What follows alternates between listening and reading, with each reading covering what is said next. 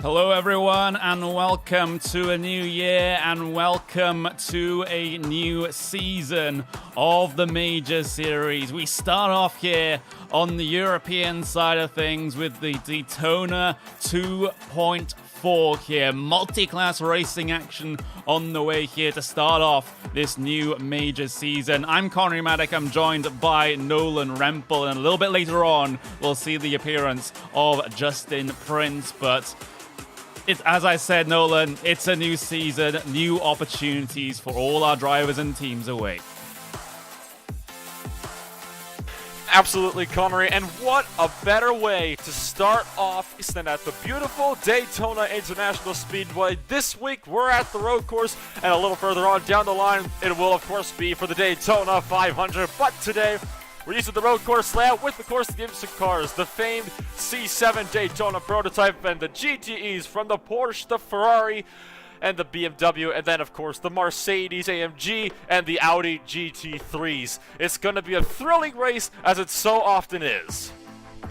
Yep, it should well be.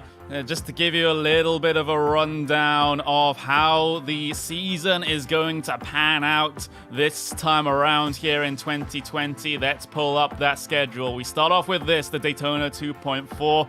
Then we move on to the Daytona 500. So a little bit of oval racing action going to be going on here. The Rockingham 400 later on as well. And of course, you cycle yourself down. You have big appearances from such as Indy 500, the Le Mans, all the famous racing events that you have in the real life side of things. The Majors has just compiled them all into one series, Nolan. Well, that's why this Major Series is so incredibly famous, is for that exact reason, because it takes all of these great events that we all know and love throughout the world, and takes them, puts them all into one series. Because you know what? Why not? Let's put all of the great races and have them all in one big fell swoop, shall we?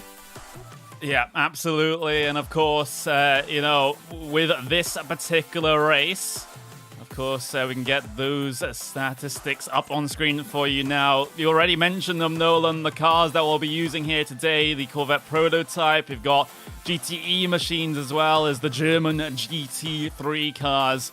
We'll be going 2.4 hours of racing here today, 144 minutes, so 2 hours and around about, it's going to be 144 minutes. There we go. As we'll get a rolling start here. We have an instant cap as well. So once the teams hit 40 on their incidents, then they will have to take themselves a stop and hold penalty. And of course, the more incidents they get, the more penalties that they will incur. So you just have to be very, very careful when it comes to the off tracks, especially. When it comes to the off-tracks and when you're trying to overtake as well, this is a track that's known to be difficult to overtake. In the actual road course section, surprisingly, most overtakes you might be seen completed on the oval. It is, of course, where the draft is the most prominent. That is why so many teams today are going to be running a very low downforce package. Yeah, one of the lowest you'll see across the season, of course.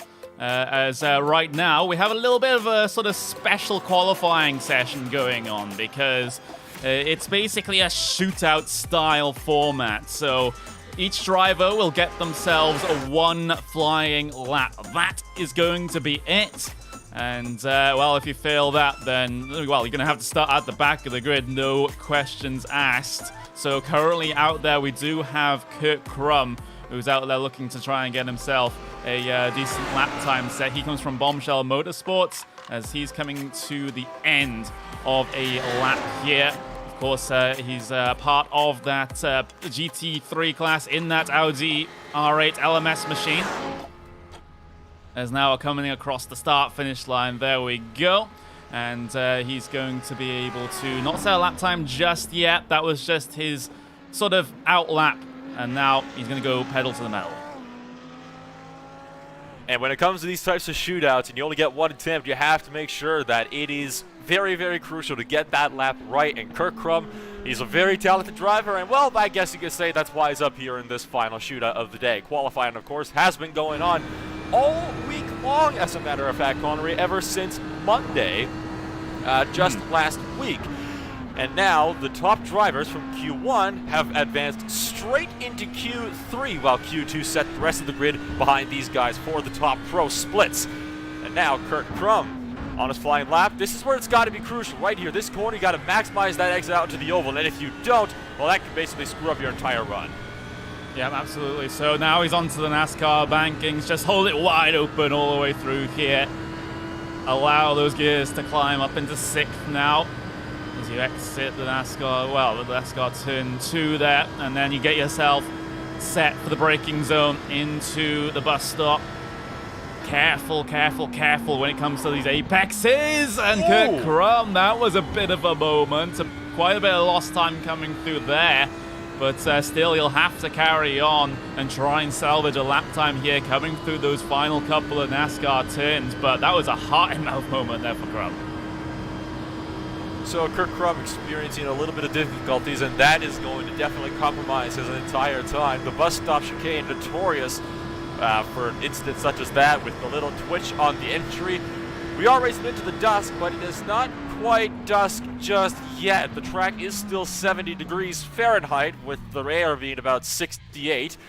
So things are looking to get, antsy between some of these drivers. We now have Henry Bennett in the Mercedes-AMG GT3 flying to the bus stop chicane. Now, he is much cleaner to the bus stop than Crum was, and he's looking to beat that time. Yeah, absolutely. So we'll see Henry Bennett look to cycle himself through. You can see his current lap time, 1 minute 30 seconds coming out of the NASCAR banking here. And, well, it's a 1 minute and 43.3 to beat here for Henry Bennett. Is he going to be able to manage it? It looks like he will. Coming across the line, a 142.531 there for Henry Bennett. And he gets himself to the front of that GT3 class for now. We also do have David Baker as well. He's heading his way through the bus stop, and, well, he's going to be the last of the three to set their lap times here in GT3s. What place does he start? Front row? Does he start second row? This is basically it for David Baker. So right now, it is Henry Bennett on provisional pole in your GT3 class, but Baker looking to change that. This will be the decider, thundering up to the triangle, to the line. Does he do it? The answer is going to be no, he does not. David Baker has to settle for second. It'll be Henry Bennett on pole in your GT3 class. Riley Thompson in the Ford GT, one of the first GTE cars to be set in the lap. He is storming by on the outside of the oval now. Yeah, absolutely. So we'll get ourselves a view of him as he heads his way across the line. Riley Thompson, of course, that was an out lap, so he is going to be the first driver to set themselves another lap, a lap time here. The first driver in your GTE field to get themselves that baseline set. And for some of these drivers, Nolan, would it be better for you to go first, or for you to go last, or for you to go in the middle? I'd almost say it'd be better to go last, because then you got a little bit more rubber down on the track, so you have that little bit more grip.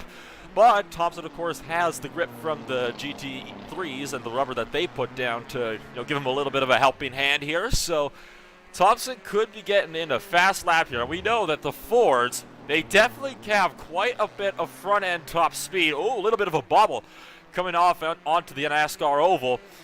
So we'll have to see whether Riley will be able to make that up when they get to the bus stop.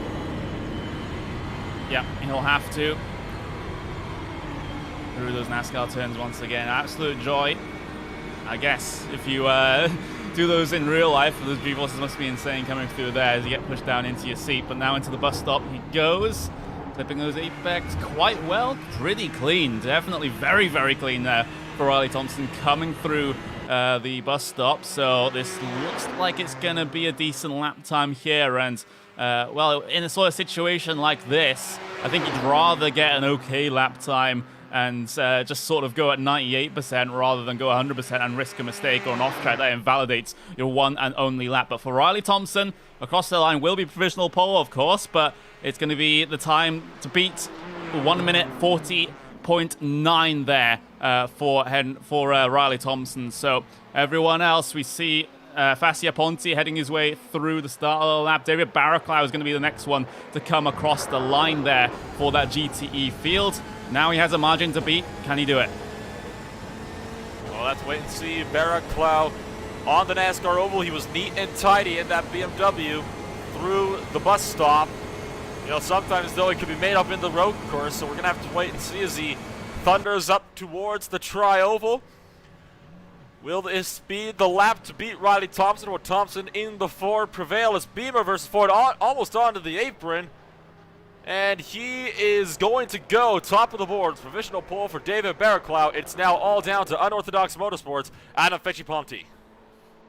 Yeah, Fecci-Ponti, he knows what he needs to beat now. It's a 140.4 that he needs to overcome to start pole position coming into that race session. So a lot of pressure on Fecci-Ponti right now as part of that number one car. Can he get himself to number one in qualifying for GTEs? That is the big question. Just the final run to the line now, and it's a 140.998. It's not enough to get himself onto even that front row. He qualifies in third. David Barraclough, your pole position sitter in GTEs. And now the Daytona prototypes are the ones that are on course. Dallas Pataska, the first of those drivers to head on out. Excuse me, no, it's not. It's Dawson Brock, the first driver to lead the Daytona prototypes. He's thundered across the start-finish line now. And of course, the Daytona prototypes, the fastest cars you'll see all day, and also the most unpredictable, especially at turn number 1. The back end can come around so incredibly quickly on these cars. I've been seeing it through practice all week. I've been seeing it in qualifying. I've even seen it in the support races that have been run throughout the week as well. So these prototypes, this is definitely where all the risk is, actually letting off the gas a bit on the exit to avoid running off into the grass. Yeah, that's a decent, well, just a little bit of time lost, maybe a couple of tenths of a second, but it's better losing a couple of tenths of a second than invalidating your one and only lap here. So good call there for Dawson Brook to just back out of that one. It might mean that he doesn't start pole position, but we'll just have to wait and see. He comes out of the infield section and onto the banking once again. 5 minutes and 30 seconds left remaining in the session. Of course, plenty of time to work with to get these qualifying times in and set. And now coming out of that return to that Grizzly TFR Pro car. Of course, going to be the first one across the line, so he has no idea how good he is in comparison to the other drivers until those other drivers set themselves their lap times. Can be a sketchy situation. I wouldn't want to go first in this situation, but sometimes you just have to deal with it as Dawson Brook out of the final corner. Just that short run to the line now. He is coming across the line, and I think I actually see a bit of damage on the left front of that car, so might have hit the pit wall on the exit lap when he came out, Connery. It's a 136.799 for Dawson Brock across the line. Dallas Pataska already on the NASCAR oval through 3 and 4, so he's going to have the question of will it be enough to beat. Remember, it did look like Brock had that bit of damage, which might have hindered his overall top speed. It doesn't take much to start affecting these cars. So will you beat him, and if so, how much? It's a 136.428. Just destroying the time from Dawson Brock. Gabriel Roos is going to be the final driver in your Daytona prototypes to set a lap time. Bouncing out of the infield section and onto the banking. That Kinetic Europe car now What could it do when it comes to qualifying here now? It's a 1:36, 4:08 to beat. That was the time set by Pataska. Brock, maybe that little bit of damage, maybe a bit of an unfortunate error. Of course, we did see one coming out of the International Horseshoe where he did have to lift, and that could make up the at least part of that 0.3 of a second lost. Has Gabriel Roos binned it? Yes, he has. He's invalidated his lap time coming through the bus stop chicane. That's so unfortunate. He was the only driver in this session to have a lap time invalidated, and that's a cruel way to have it done. Right in the last part of the bus stop chicane, cut it just a little too tight and went into the grass. Went in there with a little too much entry speed and couldn't keep it tight enough. And there you see it missed one apex, and if you miss one apex, well, you're going to miss all the others. And that's what happened there, and he just parked it immediately. That off track was enough to invalidate that lap. He'll be having to start 3rd place in your prototype field. He will. So this is how your top 3 looks in each class when it comes to that race session. And we can see as we get ourselves those up. You see Dallas Pataska pole position in LMP1, in Daytona Prototypes. Don't have any LMP1s here. What am I talking about? Dawson Brock in P number 2, and of course we have Gabriel Roos as well, who isn't exactly showing, but he will start in P3 in your prototypes. David Barraclough will be pole position in GTEs. Riley Thompson on that front row as well. Fasaponte will start P3. Henry Bennett, though, in GT3s will start pole position. David Baker on the front row with him, and Kurt Crum will line up in the 3rd spot. So there we go. That is your shootout qualifying over and done with here, Nolan. Quite a bit of drama, and especially towards the end there with Roos not being able to set a lap time. Yeah, that was unbelievably cruel for a way to end off the session. And it's a very easy mistake to make. If you go in with just a few miles an hour of too much speed, well, that's exactly what's going to happen. You're going to end up flying off the track, and it's not a good scenario for everybody. And even if he was allowed to continue and that off track didn't invalidate the lap, he would have gotten at least a 2-second slowdown penalty as a result of that too. So there just would have been no point in finishing the lap. So he decided to pull it off right away. It's a harsh way to end the lap, but you know, it's a mistake. It is what it is. So with that done, we're going to get ourselves changed over to the race session, but don't go away. Of course, we'll have to go to a very short commercial break to do that, but it's going to be an absolutely fantastic race if that shootout qualifying is anything to go by. So see you guys in a couple of minutes.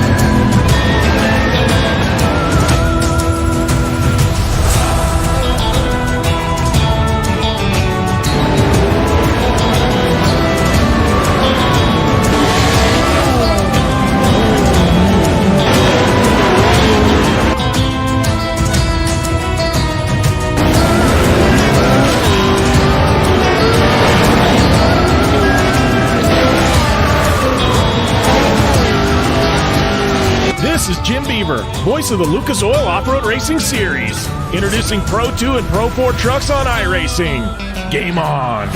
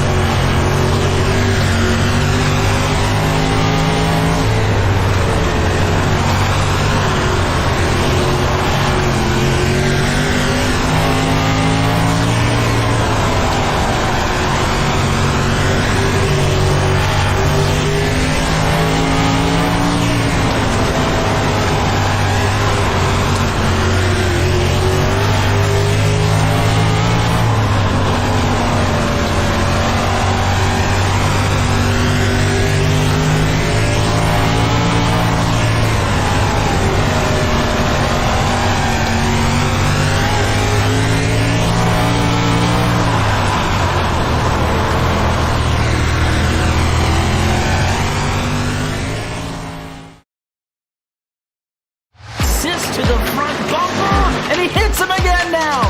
Rayon Fowler into the outside wall. He's going to pass nearly 3 cars down that front straightaway, and he's going to get them all done with. What amazing. Lead to the inside goes Logan Cloudman is going to touch in.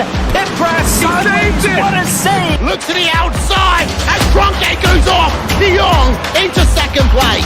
Going for the switchback. Oh, pinpoint driving. It's howling down to the inside. There's contact though.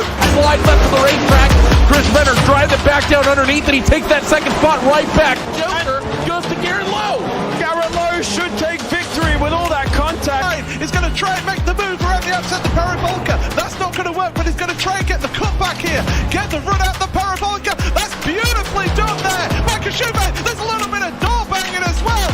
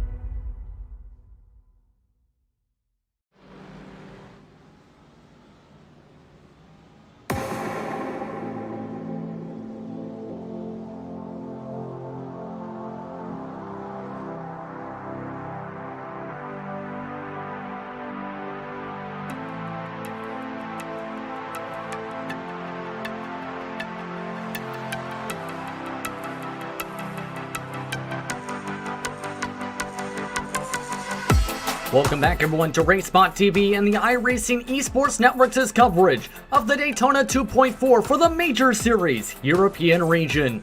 It's round number 1 of what's expected to be a competitive season, and after a competitive qualifying session, the drivers are just about set to go to get the 2020 season underway. I'm Justin Prince, alongside of the booth is Nolan Rempel. He's Connor Rematic, and what should be an exciting one here on the Daytona International Speedway road course. A cool night for racing starting in sunset for 2 hours and 24 minutes of action today, Nolan. Absolutely, Justin. That is what the Major Series is all about, is providing the best kind of show possible. And like we said in the qualifying session just before, what better way to start it than here at Daytona International Speedway for the Daytona 2.4 course. Not the last race we're going to have, as you see on the schedule up on your screen. Next month, we're going to be staying over here, but on a different format of the track for the Daytona 500, arguably one of the most popular events of the entire year. But, as you know, the Daytona 2.4, it's a very good warm-up. Absolutely, it's a competitive schedule, to say the very least, challenging all different disciplines. Stock car racing and oval racing, open wheel racing, and dirt racing, along with the road courses across the entire Major Series schedule throughout 2019. Should be a competitive one, but today's race will see some competitive cars.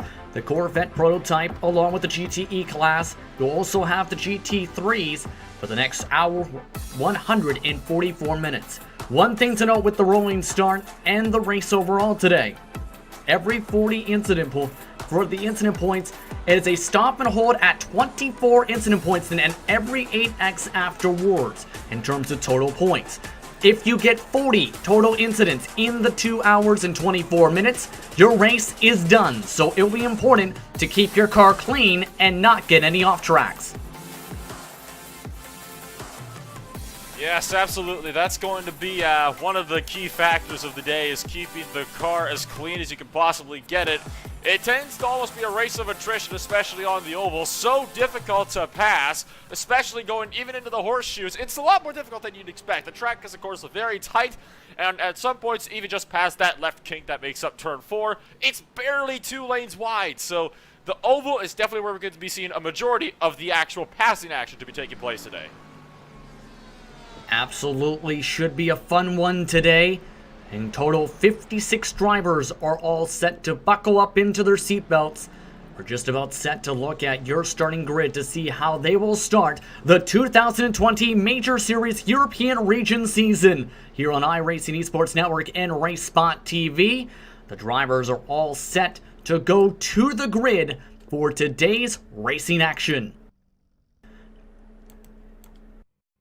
As the drivers get buckled up and put into the race cars, let's take a look at how they will start for today's racing action after the qualifying session Q number 3. And it's Dallas Pataska on top of the board, followed by Dawson Brock. Gabriel Russo starting in 3rd, along with Tim Claussens in the DP class, with Tim Claussens in 4th. Tyke Hevitt, it will start in 5th. Ross Banfield in the 6th position. He'll start in front of Travis Henderson and Joshua Wolf. Yudikwas Putaklis will start in 9th position, with Alan Tessier inside the top 10. Trevor Verbitsky starts in 11th spot today, with Daniel Sharp in 12th, with Yo Velarde in 13th position. Former IndyCar driver and current GSRC commentator Richie Hearn starts in 14th position, with Michael Lane, Diego Jimenez Hormilia, and Darwin Mintz rounding up the 17 drivers in the DPs. Nolan, you have the field for the GTEs. And it's going to be David Barraclough to start off the GTEs. A good 5/10 up from Riley Thompson in the shootout. Unorthodox Motorsports, Adam Fecciponti in 3rd place, with Stefan Schlachter in 4th. Mike Gaunt in 5th, with Grande Fabrice in 6th. Colin Marzolf in 7th. Shane Norton in 8th. Mike Kelly in 9th. Tom Dreeling in 10th. Christopher Ems in 11th. Mike Golightly in 12th place. Giles Winan in 13th. Rene Owara in 14th. Jacques Su in 15th place, with Michael Hagstrom in 16th place. Andy Banfield 17th. Jesus Hurtado Requio in 18th. Miguel Angel Salinas. And the Pedro Vostrel in 20th place, Jaron Morgan in 21st with Liam Sheen in 22nd, Richard S. Eisel rounding off your 23 car GTE field. GT3 field will roll in. Henry Bennett leads that field with David H. Baker, Kirk Crum, Eric Mick, Marcus Niskanen. Amongst those drivers, also have Nicholas Skeets also in towards that field, Andreas Robertson, and many others in this field today. But the prototypes are all set to go. It'll be Dallas Bataska leading them to the green flag today on the inside. On the outside, it's Torque Freak Racing's Dawson Brock. As they get all set to go, an early jump. Green flag is out. We're underway for the Daytona 2.4.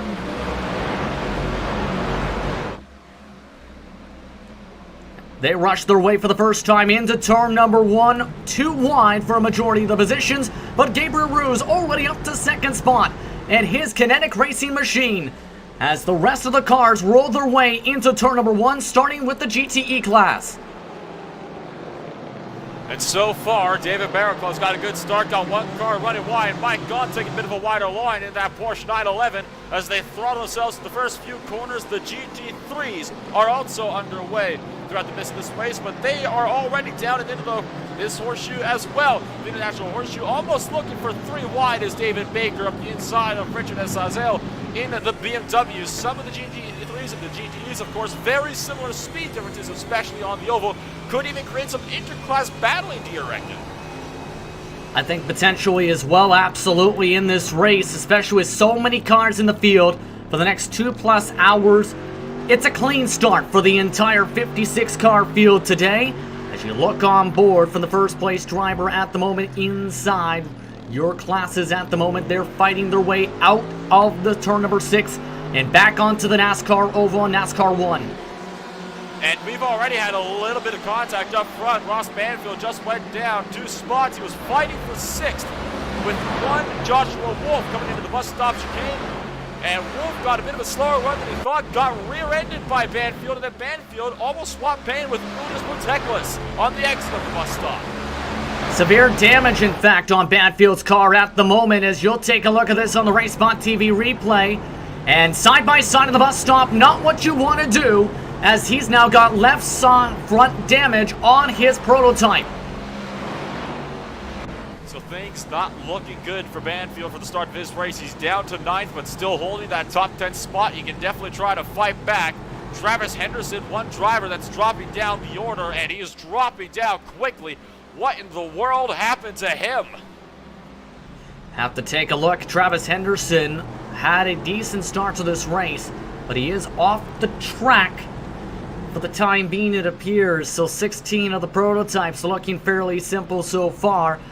Right now for the GTEs, they're looking pretty calm at the moment. We'll go and see and take a look what happened here, as we'll see what happened here. It might have been it seems to be a technical error is what we're seeing for Travis Henderson, unfortunately for him. Well, you hate to see that happen early on in the race, especially, you know, the first few laps. It's definitely not the way you want to start off your season with some technical errors. Hopefully he'll be able to get those sorted and rejoin us on track later on in this race. The prototype field, though, still single file and throttling the way back through the NASCAR oval. Got a little bit of fighting further back, almost going 3 wide in the background with Banfield up on the top side of the racetrack. Looking at the fights for positions at the moment, Pataska looking to run to the bottom side, but Gabriel Ruse looks like he might be electing to be a bit conservative, save a little bit of fuel, stay inside the slipstream train along with Tim Claussens as well as Dawson Brock at the moment. The side-by-side behind you seen was Kevith and Joshua Wolf. Joshua Wolf just moved himself up to the top 5 and wants to catch up to some of his teammates. Oh, we got trouble behind them. 2 prototypes going around just out of turn number 1. It is Banfield again caught up in an incident, and beside him, it is Diego Jimenez Hormilia that went around as well. So 2 prototypes experiencing some difficulties as Bombshell and Unorthodox come together. They were almost 3 wide entering turn number 1 and just too close to make contact. That's really not a couple corners you should be fighting for position over. Someone had a bit of give and take, do you think, here, Nolan, in that situation? I definitely think that, you know, a couple drivers should have given, should have taken a little bit, and, you know, it's hard to say who could be at fault for that one. I think it was just one of those early racing deals It's difficult, but, you know, you got to try to work with what you can get. Gabriel Roos still up front, and he is all over the back of Dallas Potaska. Might try to make a look if he can get that good runoff, but in fact he does not. He's going to drop back a good bit off of the oval. Looking right now as Potaska last time by a 137 flat. For Gabriel Roos, a 136.7 with the help of some of the draft. But Potaska is one of the top road course drivers to watch for this season. He also is connected with eNASCAR racing organizations in terms of that side.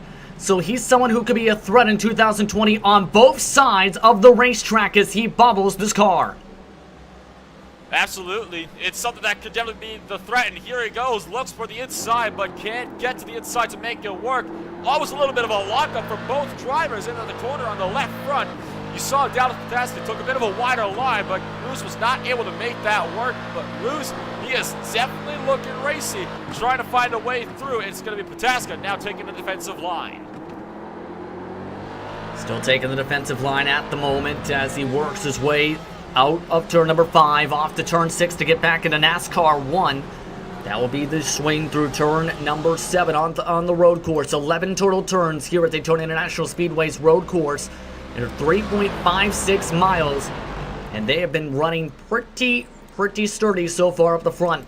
By the way, for the class leaders so far for the GTEs, it's David Barraclough at the moment, and David H. Baker in the lead for the GT3s. Let's take a look at Barraclough at the moment up on your screen. Adam Fassi-Ponti in second spot with Riley Thompson rounding out your top 3 at the moment for TDR. So David Barraclough and Adam Fassi-Ponti currently your top 2, and about a second apart as they enter NASCAR 1. At the moment, it's looking like Fassi-Ponti is going to have to back off and wait for Riley Thompson. Might have to take a bit more of a defensive line. So far, your GTE field, not a whole lot of position swapping early on. It looks like everybody's already trying to get spaced out in your GTE field. Pretty early on, things are still pretty single file for now, Justin. Let's bring in our third announcer for today and also director Connery Maddock. Your thoughts so far on the early racing action across the track, as for 2 of the classes it's been spread out. For the prototypes, it's been drafting affairs. Yeah, and this is kind of what we usually see at races here at the Daytona Road Course, especially with the draft being as prevalent as it is. Everyone except for the prototypes actually got away pretty cleanly here, which is surprising to see, especially considering the first sector on the first lap. On this racetrack, because that can be very sketchy. You're immediately into a very tricky turn 1 and into a little sweeper as well. And when you're all stacked together still in a pack, that can be very hard to negotiate. So props to everyone for getting through that okay. Indeed so far, and you're looking right now at that position battle once more. This is David H. Baker up at the front of the field here. David in that Grizzly Motorsports machine looking very comfortable at the moment, but is leading a train of Eric Mick, Henry Bennett, and Kurt Crum, along with Marcus Niskanen. So at this point, do you elect to save fuel here, Connery, at this point, because it is an endurance race? Still, you have to think about big picture. Yeah, you do, and it's not the longest of races, but it's also not the shortest either. So you do have to factor in a lot of the endurance racing strategies that you tend to see, especially when we get to the point where we get to see the 24 hours of Daytona in the not too distant future here on iRacing. So for these guys that are deeper in this train, I think the fuel saving strategy would be particularly good, especially if you're in the GTE class.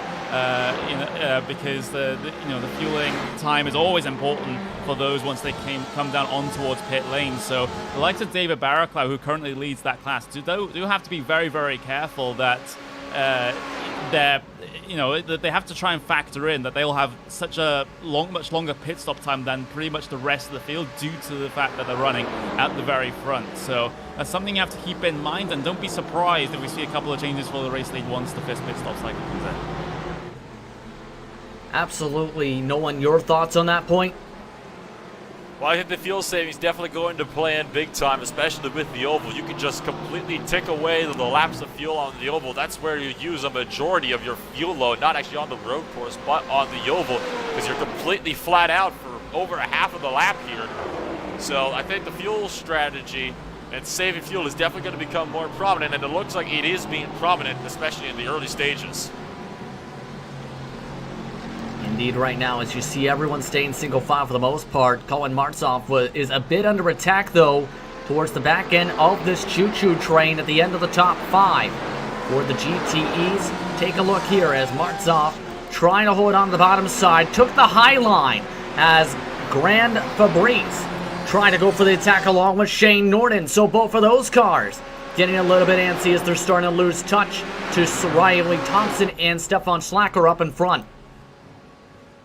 Well, when you start to battle, especially on the oval, that's where you lose all of your time. Grande Fabrice taking a much tighter line to that BMW through the bus stop, and he's got a better jump on him off the exit 2. He's going to look to the outside. Doesn't look like he's going to try to make the pass. He's going to let Martzoff off the hook on this one. It's definitely difficult to pass around the outside of the oval, and that's what makes the racing line also the best defensive line when it comes to the oval. Indeed, and right now, with the last amount of time, not electing to try and go for the pass. They will indeed, though, catch up to Stefan Slacker, who had to check up big time for Riley Thompson up in front of him. So now they're back to a 5-car train all of a sudden with a bit of that check. Shane Norton in the back is definitely looking to try and find a way through as well. He's looking to pick out any mistake he can and capitalize it, because he has been looking a little looky in the back of this little field. We've had a swap for the prototype race lead, though. Gabriel Ruse has been able to pass by Dallas Pataska. He made the move last time by through the International Horseshoe. That is turn number 3, so he is now your race leader in the kinetic racing machine. He does have a little bit of damage, though, should note, on the left front part of his prototype, and he's already going to allow Pataska to get the run back to take the lead lap this time. So he won't get credit for the lead lap, but it looks like Gabriel Ruse did get the speed before to make a pass. You kind of wonder at this point if Ruse actually maybe bumped him out of the way. That's where we received the damage come from. It's where we saw Ross Banfield's damage come from when he gave a bit of a shunt to the back end of that other prototype that he was involved with.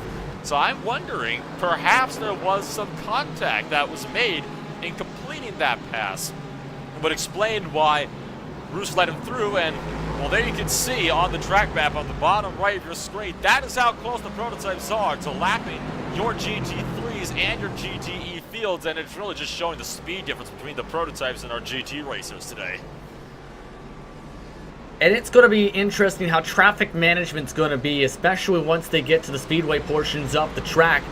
As was talked about a little bit before that, the straight line speeds for the GTEs and GT3s are about the same. The corner speed is the main difference. That was discussed today during the Nordic Le Mans series a little bit when talking about the Daytona 24 hours at Daytona. But now these prototypes are about to reach the back end of some of the drivers who either started from the pit lane or have had some incidents to begin their round today.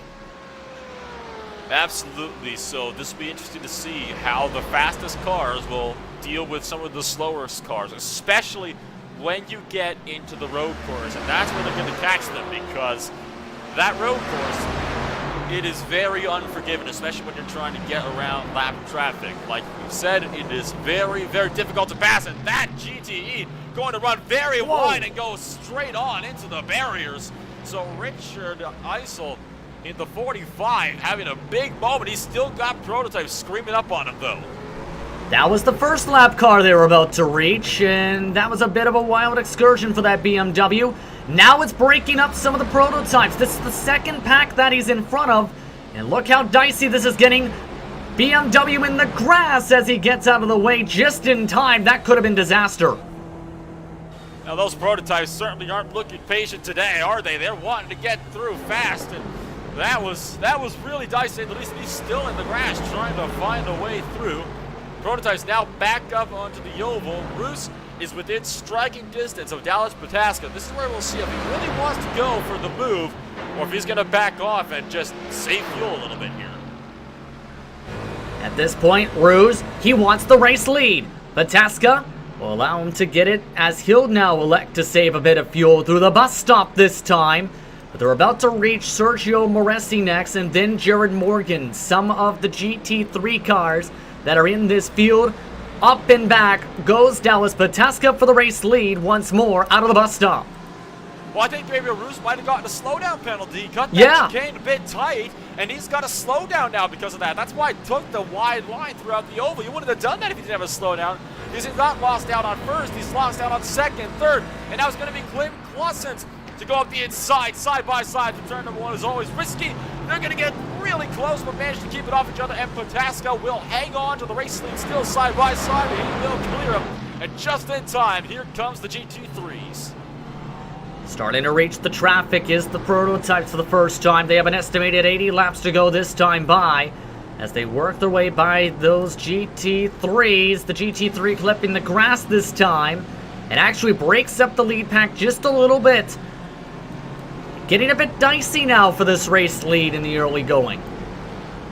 Certainly is, so Pataska is able to hang on for now, but I think it's evident that with how powerful this draft is, he's not going to be able to hang on forever. So sooner or later, he's going to have to really start looking in his mirrors and trying to find some other way that he can break through this field. Indeed, here you're still seeing them fall on into the corners here at Daytona International Speedway. This is down the back straightaway along the billboards as the lap traffic of Jared Morgan moves to the inside line. Nicholas Skeets, meanwhile, just had a full cut of the chicane, meanwhile. He was one of the top cars in his class before that point. Yes, so Nicholas Skeets having a little bit of difficulties making that chicane. The 689. Yes, he just cut the whole chicane entirely. Didn't even really try to make it. He was side by side. Oh, actually, there was some contact, and there was a spin in there. What happened was Mike Golightly actually passed into the chicane and then spun it off into the grass on the bus stop chicane and almost collected Peter Vostro in the 404 while he was at it. You can see the blinking lights just before that incident there. As this is it right about here. You see the side-by-side and ends up aborting. Didn't want to go side-by-side. That was a wise move, and just off to the left of where that happened, there was another Porsche that went off and into the grass, didn't hit the barrier, kept it off, and locked it down. So managed to get that car nice and clean. Things are looking very interesting, though, throughout this race, as now mistakes are starting to be made. Now we just had a GT3 almost run their way into the tire barrier, letting by some of the leaders, including Dallas Pataska, go. They're now reaching Andreas Robertson's TDR Mercedes-Benz machine. Will come up right in front of that Total Downforce racing machine and try and battle on forward up to the racing line. This could get dicey for third on, back into the bus stop. Hello, they say to the Mercedes, as there's a car that had spun around and trying to get going. That's Thomas Peterson. Oh dear, so Thomas Peterson having some troubles as well, and that is one of the Mercedes that's in the grass. That's car number 9. And what happened to cause that car to go around, not quite sure. We're going to get that replay up on your screen right now. You saw that Porsche bailed out as well. Was this just a snap oversteer? It was. Yes, the car just came around on him. He was battling for position with other cars in his class, though. So doesn't look like he's got any contact, though, on that number 9. So things are looking clean. Your prototypes, though, looking very, very dicey right now, as they are all over the backs of some of these other slower cars. It is getting very tight. Some of the GT3s are heading off to the grass for evasive action to let by some of the faster cars. And the infield portion of the track is very, very tight. Only about a car length and a half, 2 car lengths difference between these lines. Meaning, if you make a mistake or you end up having to let somebody go, say, on your inside, there is very little margin for error here at Daytona. Absolutely, and especially right after turn 4, that left-hand kink in the middle of the oval. That lane, that portion of the track isn't even 2 lanes wide. It's only about a lane and a half. You can barely fit 2 cars side by side without them making contact into the West Horseshoe. So it's a very difficult portion of the track, and it's where we tend to see quite a few of our incidents coming up is in the road course section, despite most of our passing taking place on the oval. Indeed, right now, already about 20 minutes into the action, Tim Clausen's right now up in second spot. That's a +2 for him. It's now turned into a two-car battle for the lead because Brock and Ruse have both lost touch of the lead group with the traffic. They are already behind by about a second or so and needing a little bit of luck maybe to hold on to the draft of the leaders. They do have lap traffic in front of them, and they are fighting for third position. Dawson Brock taking the defensive line this time as they'll reach the lap traffic, which is checking up the race leaders. Yeah, they caught that traffic at probably the worst possible point, and that traffic is going to have to get out of the way in a hurry because otherwise they're going to basically force their way through. Jill's women going to go around wide and let the two DPs through. Now it's up to Petrovostro to let the DPs through next, and he's going to move to the right side of the track allow him to do this. This might split your battle for third up, though, as Klaus has to jump on the brakes as the BMW had to make the corner. And there's an angry flash of the headlights. Peter Vostro trying to get out of the way right now in the BMW. Looking like he's going to take his time, though. And Tim Clausen is now probably thinking, come on, I'm losing touch to the leader. Getting held off this time on NASCAR 1. Finally gets to the outside line. And Connery, I'm not sure if that's the best way to let by a prototype in that situation, is it? Well, you know, you can understand the perspective of the GT car there due to the fact that it is the responsibility of the faster car to get past you. It's not you getting shown the blue flag and you have to immediately move out of the way, but it does make things slightly more difficult, slightly more risky when things like that happen because these prototypes, they're fighting for position, they're fighting for the race lead of their particular class. Your best bet is probably to let them through as quickly as possible. And now not only that, he's cooked up with his teammate first off, but second, the lead is already nearly 2 seconds for Dallas Pataska from that. Here's the thing though with the prototypes, is it going to be able to hold on though here, Connor, based on experience? Yeah, that's we'll just have to see. Of course, we kind of used to these sorts of frantic battles early on at Daytona road course races, and look at this traffic as well for the prototypes as well. Yet more to deal with here for all of these cars. And Pataska's actually being able to break away just a little bit. He now has a 1.4 second gap over Tim Claessens, and if Pataska can just continue to work on this gap and continue to try and stay outside the towing distance from Claessens, then he could just break away at the front of this field. But if he's not able to do that, it's so easy to reel other cars in once you even feel the edge of the draft here. Yeah, that defensive line ends up seeing now Pataska work his way to the outside. The gap is already down to a second, and just like that, the effect of the draft comes right up and in. They're about to say hello to your GT3 leaders. Right now, at the moment, it is David H. Baker who is up in front, but he's about to reach lap traffic just in front of the prototype leaders. Henry Bennett is currently second in that class. Kirk Crum is in third. They're about to enter the shot just in front of Dallas Pataska and his run up here as you see them down into NASCAR 3 and 4. So this has the chance to break up this battle a little bit. Alternatively, Kirk Crum could try to go for the look into turn 1 and actually hold up the Daytona prototype, but he's not going to do it. He's going to stay in line with the Mercedes, and no, he's going to look outside then to the inside, and this is going to check up that prototype for sure. Prototype going to have to go around the outside and nearly runs him over as well. Pataska having to take a much less than optimal line, and that has just put him back within distance of Tim Clausen's.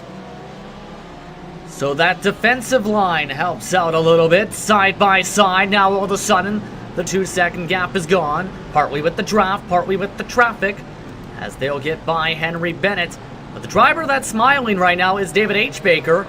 He's now pulling a little bit of gap, but he doesn't have draft help and has to get by Liam Sheen next for his own lap traffic management, as the GT3s now are reaching some of the GTEs at this point, it looks like, or vice versa. So Pataska is going to most likely have to go to the outside around the lap traffic. This was actually discussed before this race. If they're going to catch traffic on the oval, the lap traffic, the car's lap, you must go by on the outside. This was discussed in the driver's meeting prior to these races. So that is something that is going to be interesting to see. How can that hold things up? Clausen is going to back off. He's not going to try anything into the bus stop. I wouldn't put it past him, though, to try something going up into turn number 1. That was really, really close to being another slowdown. Liam Sheen actually cut the bus stop to allow some of the traffic to get on through. That's how congested it was getting here. And they'll catch up to Mike Gott next, along with Mikael Hagstrom up inside the tri-oval of Daytona International Speedway. Under 2 hours to go with the Daytona 2.4 for the first round of the Major Series European Region Season. Contact right in front of the prototype leaders. It's Hagstrom around. He had contact from Mike Gott right in front of the leaders.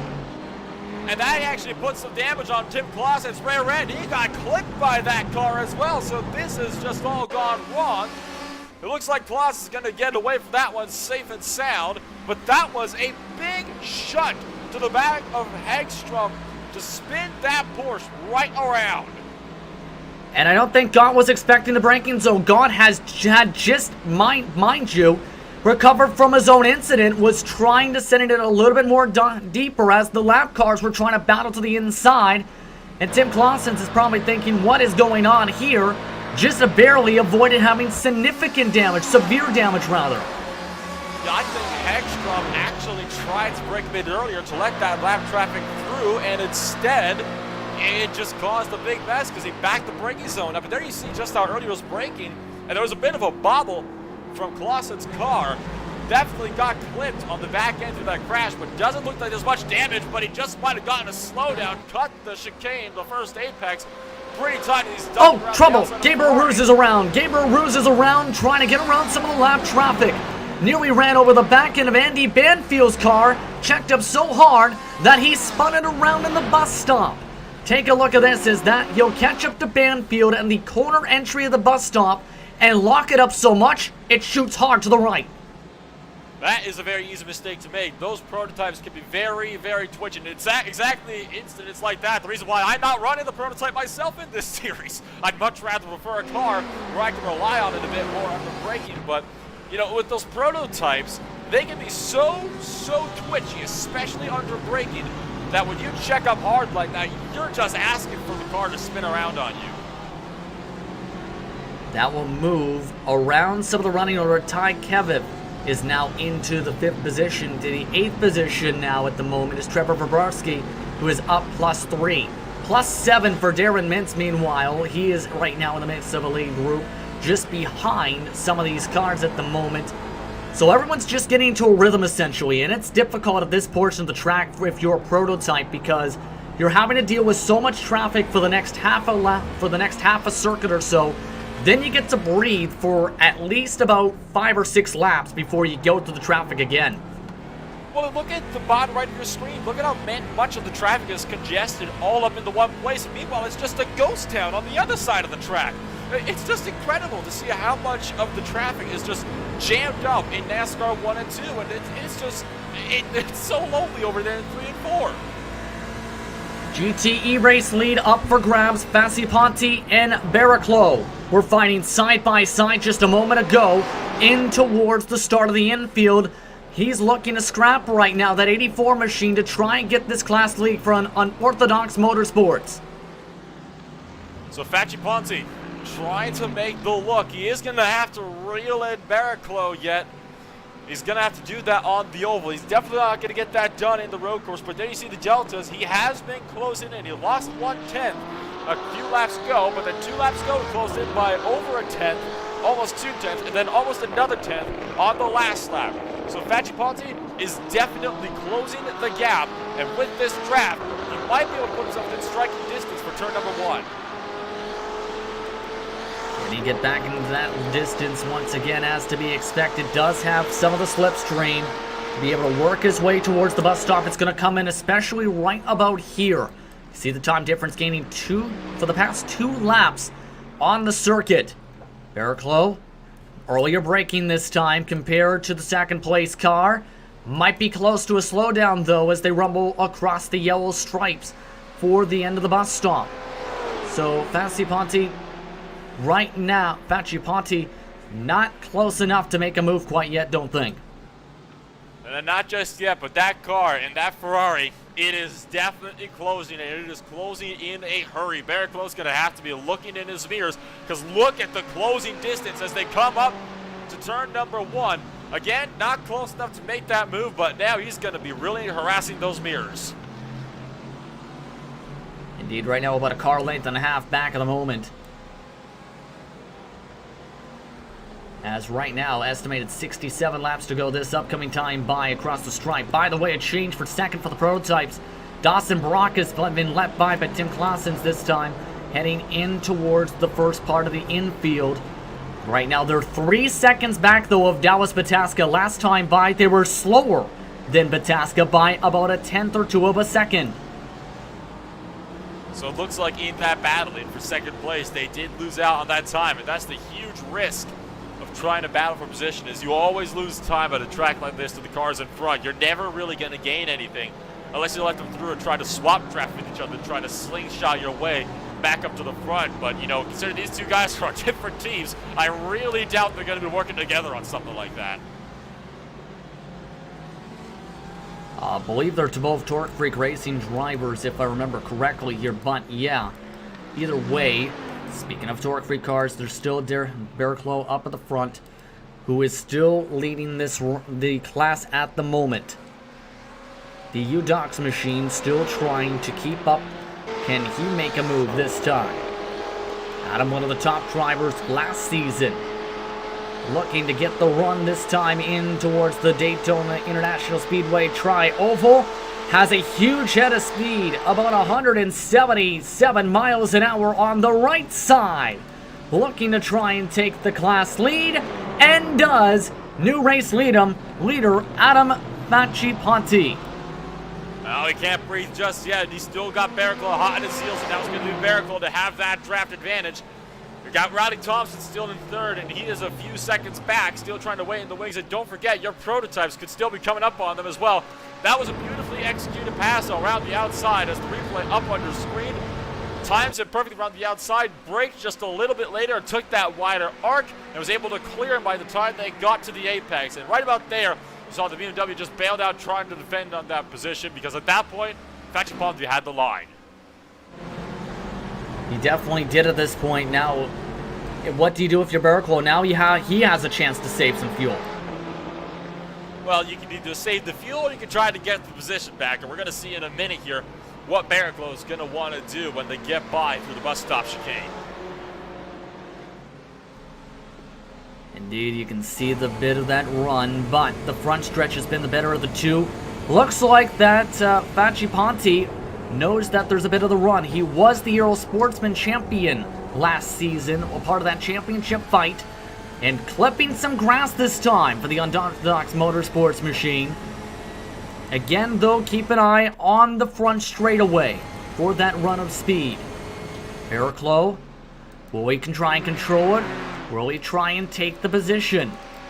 Looks like that Adam knows that the run is coming, is trying to break that slipstream down the front straightaway, jerking left and right to try and slow up Barrichello. Barrichello can't get the run to even think of a move. Barrichello decided to just take it nice and easy while Facciponti was weaving all over the track trying to break that draft. And break the draft he certainly did, because Barrichello could do nothing about it when they throttled down towards turn number 1. But look at how tight that is through the International Horse Troop. Yeah, this is a very, very difficult fight for the GTE class. As we continue to look at this up on the screen. At this point, a huge dive, nearly making contact with David Barrichello. I think he did make contact. It was the smallest of bumps, but I could have sworn that I heard a little bit of a crunch to the back end of Adam Facciponti's car. Barrichello's definitely wanted to go for that position. I think we've just established with that dive, he's not going to be thinking about saving fuel. He's going to be thinking only about how can I get this position back. We have a pit stop for Gabriel Ruse. Not sure if it's scheduled or not here. Want to bring in Connery once again as we look at this battle up on the screen. What does it look like in terms of fuel mileage for these classes here today at Daytona? Well, usually when you talk about Daytona prototypes, you talk about around about 50 minutes is when you start to think about coming down in terms of the fuel numbers. For GTEs, though, an hour plus is usually the margin. Same with the GT3s though, but it can be a little bit more marginal here at Daytona than it is at some other racetracks due to the amount of time that you spend on that 100% throttle. So don't be surprised if things get a little bit sketchy in terms of trying to flesh out those longer stints. But due to the fact that this is sort of an uneven race distance, we don't end on an even hour, it shouldn't matter all that much. So drivers actually have a lot more room to play around with the strategy here than if we actually went a full 3 hours, for example. Absolutely. And Nolan, your thoughts here in terms of what you would do as strategy-wise if you were some of these team managers today? What I would do is I would try to run the first stint out, try to play the long game there, keep it out as long as you can, and start focusing on where do we want to pit for the fuel a little closer to the end, because there is a point where you're going to need to put so much fuel in your car to finish off this race. And I think that's something you want to start to consider when you're closer to the halfway point. But when you're only half an hour in, like we're at now, I'd say there's quite a bit of breathing room to still think about that sort of thing yet. And we're still keeping an eye on some of the cars across the track here as they roll their way out of the infield section. Still a lot of action to go here with about an hour and 48 minutes and 25 seconds up on the clock here at Daytona International Speedway. We'll be back with more action for the Major Series after these messages. You're watching the Daytona 2.4 on RaceSpotTV and the iRacing Esports Network.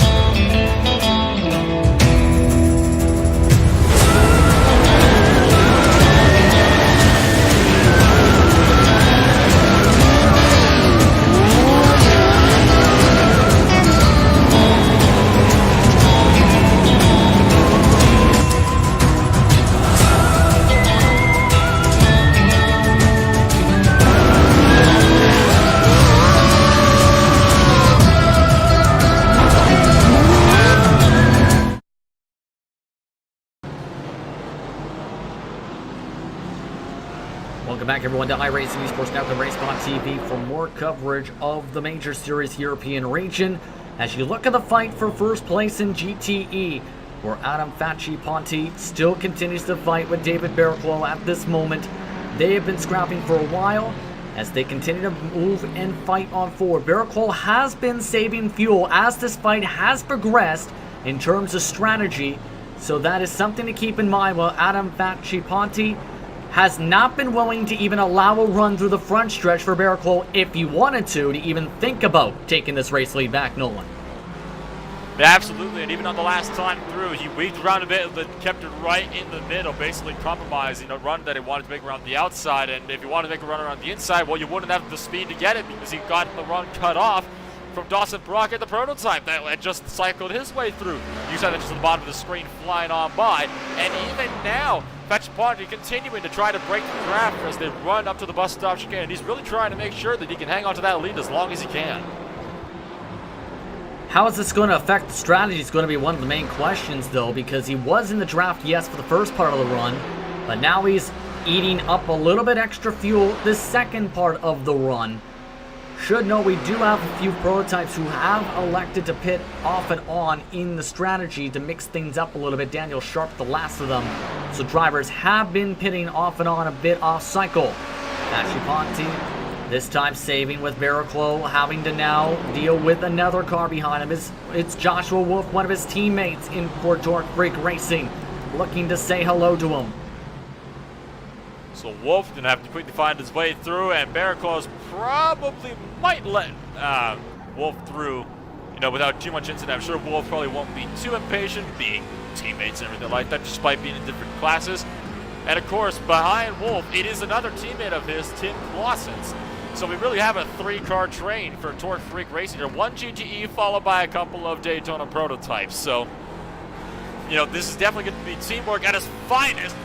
Ponti almost running off into the grass, and it looks like they're going to wait until the oval to let these DPs through. Joshua Wolf has lost about 6 seconds to the rear teammate Dawson Brock as this has gone on. As they finally move their way to the bottom side, blinky blinky will the lights go. As they drive on by, they also have Tim Clausens, remember, still hooked up behind, who has that front bumper damage now on his race car. He works his way by both of them. No one able to follow on through. So again, the class lead still up for grabs. Should note that David H. Baker still in the GT3s is in the lead by about 2 seconds or so. However, it has been fluctuating a little bit with some of the traffic here and there because Bennett, Crum, and Niskanen have all been hooked up essentially in that run. Yes, very much so. So David H. Baker is definitely looking to hang on to his lead. He's doing a good job of that so far, and he's going to continue to do a good job of that as it is. Henry Bennett, of course, being his nearest competition, about 2.3 seconds back, but Bennett at this point is going to be more focused on Kurt Crum, who is right in the draft. Pit stop window open for the leaders now with the prototypes. Pataska is in. We also have another prototype just stopping in the stall. Just now in the backdrop, that is Putiklis. Both of them electing to take their pit stops now. The total time in the stalls for everyone who's taken service so far, about 21 to 30 seconds. A 24-second stop this time for Dallas Pataska. He's off and away. Everyone else in front of him, except for Michael Lane, have yet to pit. Brock, Wolf, Clausens, Tessier, Velarde, and Richie Hearn all need to take service for the first time so far with an hour and 40 minutes to go. I actually think that may have been, I think it's safe to say that was a bit more of an early stop than we were expecting, and it could be right around that range, but it actually might not even be the worst idea to make your first stop early. That means you can just run flat out throughout the rest of the race and just push every stint then as long as you can possibly go. So that might be the case of what we just saw, and it wouldn't surprise me if that is what we ended up seeing played out throughout the rest of this race. And doing the math here, if I'm adding this up right, if you pit right now, you can essentially split it up 50 and 50 for the end of the race. 50 laps on the stint if you can make it, 50 laps to get to the 50 minutes rather to get to the end.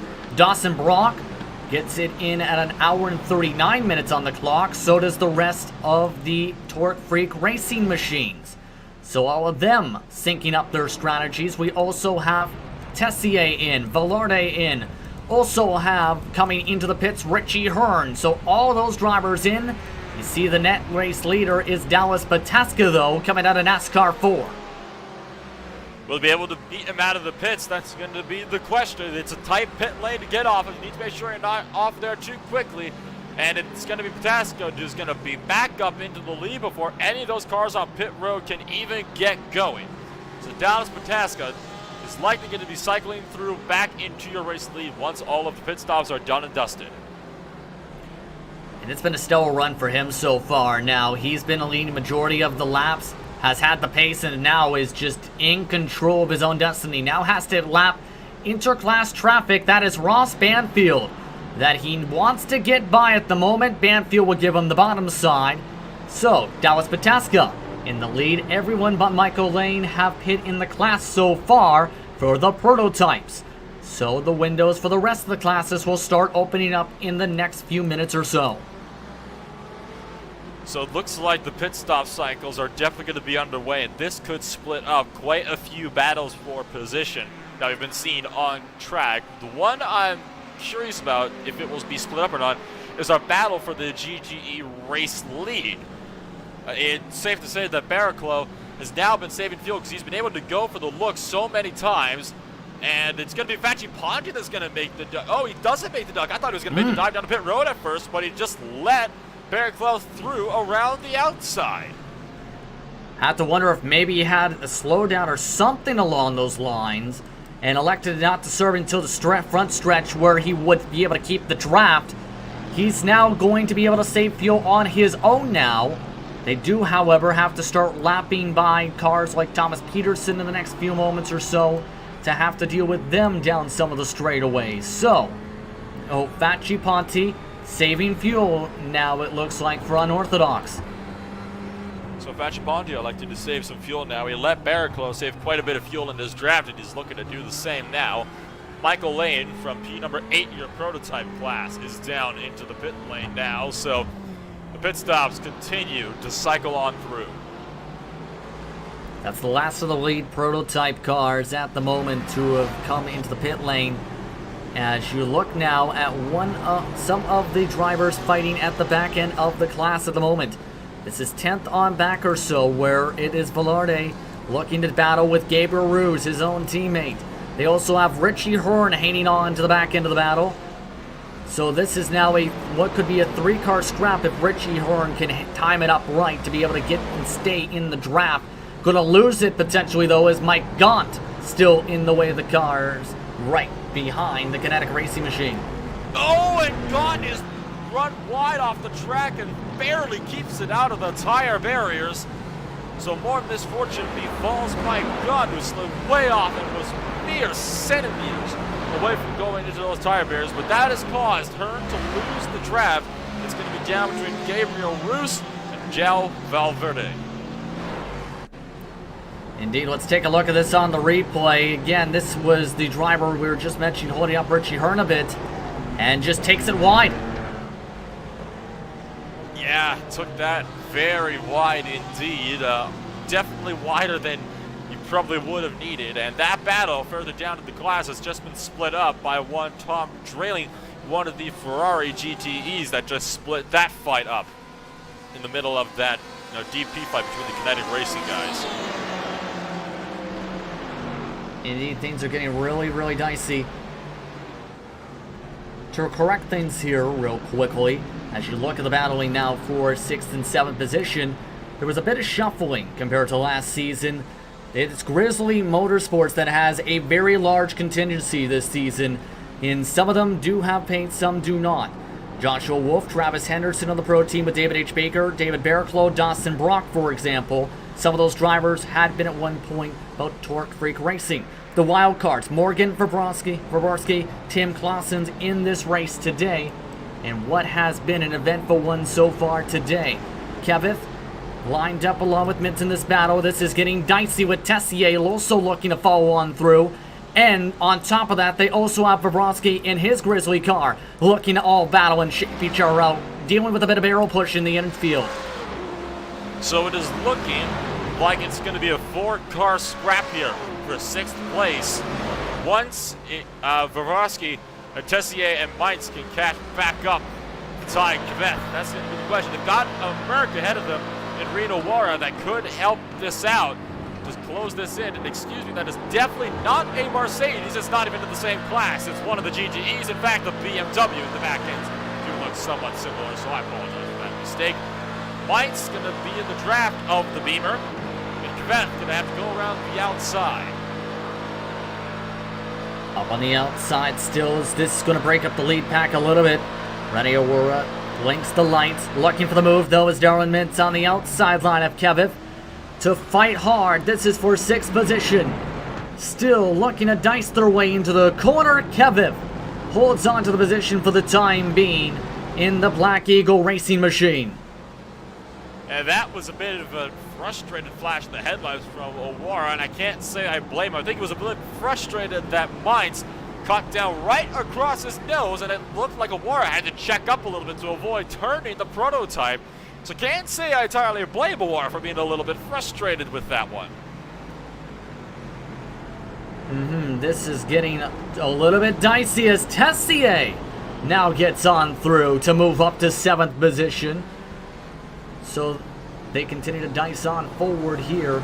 Going a bit back and forth for the positioning here.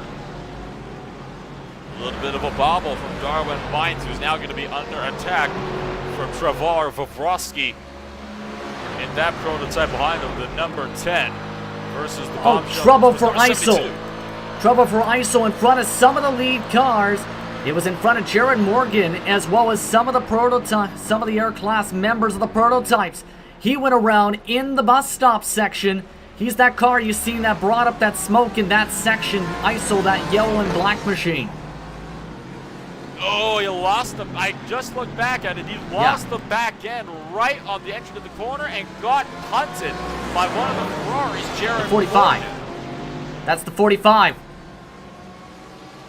As you look at some of the prototypes still battle along with some of the traffic here, the 45 machine is off to the lane. They already used one of their one fast repair for the event today, as they're now in the pit lane. So things are definitely not looking up for that number 45 BMW. Already had a few incidents today, and well, this one might be the one to take them out of contention for any serious positioning today. There is the car stopped in the infield up on the replay screens, and backing it up a bit further, we'll be able to take it through what happened. You'll see the back end snaps around on the entry, and then the Ferrari behind them just completely runs him over. Right there, there's the snap, and there's the hit. And that caused a little bit of chaos in the bus stop for a moment or two. That's the second major incident for that car. The first one seeing a broken suspension where they were bumping and banging. You can see it one more time, losing the back end. Morgan finishes the job as he had nowhere to go. And the BMW is now pulled into the pit lane here. So, 1 hour and 31 minutes left on the clock here for the Daytona 2.4. And should note that Barrichello has pulled away now by 2 seconds for the class lead for the GTEs. And Fatchapanda is definitely only losing time. He lost 1.5 seconds 2 laps ago in that class. So, Ponti experiencing some difficulties of his own as he tries to reel that gap back in, but for now it's looking like Barrichello is definitely safe and sound in front of this position. The fight is back on though for 6th place in the prototypes. Tessier looking around the outside at the turn number 1. Kvyat still defending on the inside. Tessier, can he try to go for the over-under? He cannot make the look, but they did go side by side at the turn number 1. They also have to deal with cars coming out of the pit lane since some of the GTEs have elected to duck down inside the top 10. Take a look. This is the move you were referring to in the side-by-side. You can see a bit of a bobble on the corner entry trying to take it on the outside. Little bit of a bobble, and that can be all it takes to send the prototypes around. So whenever one of those prototypes tends to bobble, is when you just got to hold your breath because of how easy it is for those cars to snap around. We've already seen it a couple times today. With the single file situation now, they continue to scrap along forward.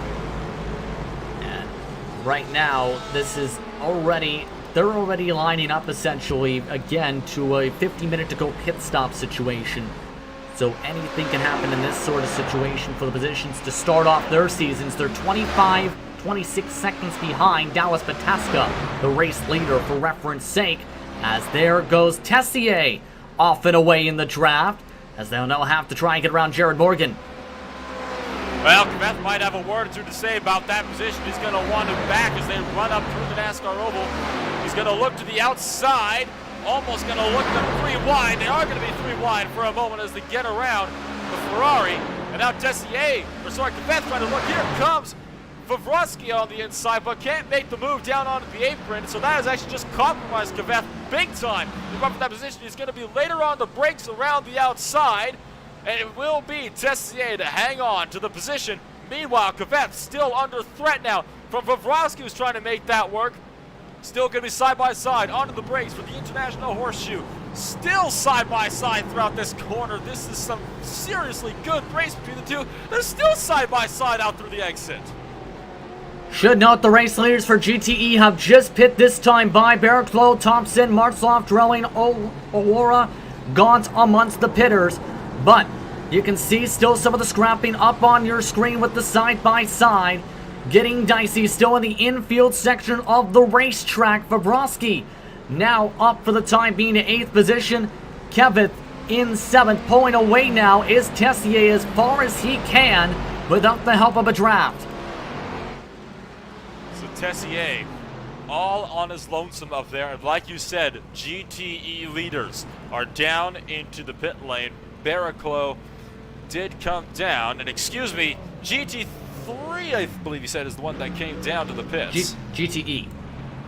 So it was the GTEs, and I'm just getting myself all confused. We are also having some of the pit stops now for Facci Ponti.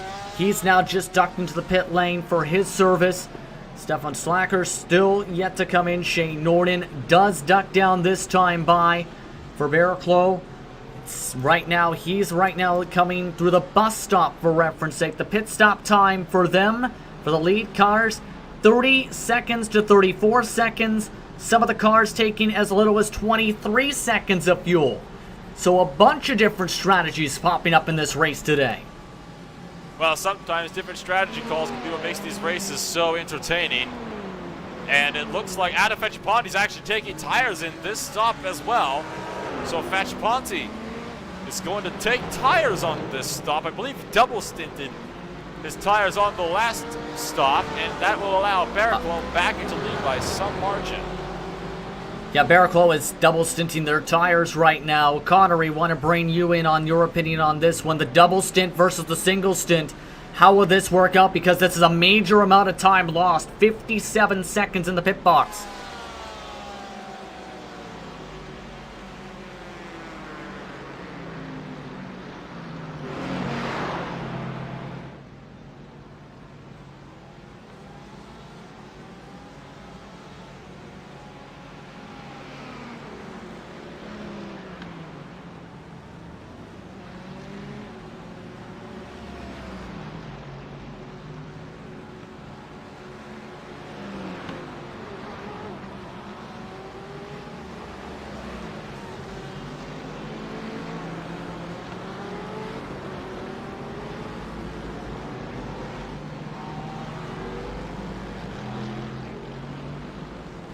I'm wondering actually if Facci Ponti might actually try the double stint for his last pit stop for the race, since they still have one pit stop to go, and save time that way on the track. Sacrifice the time now, get some fresh rubber.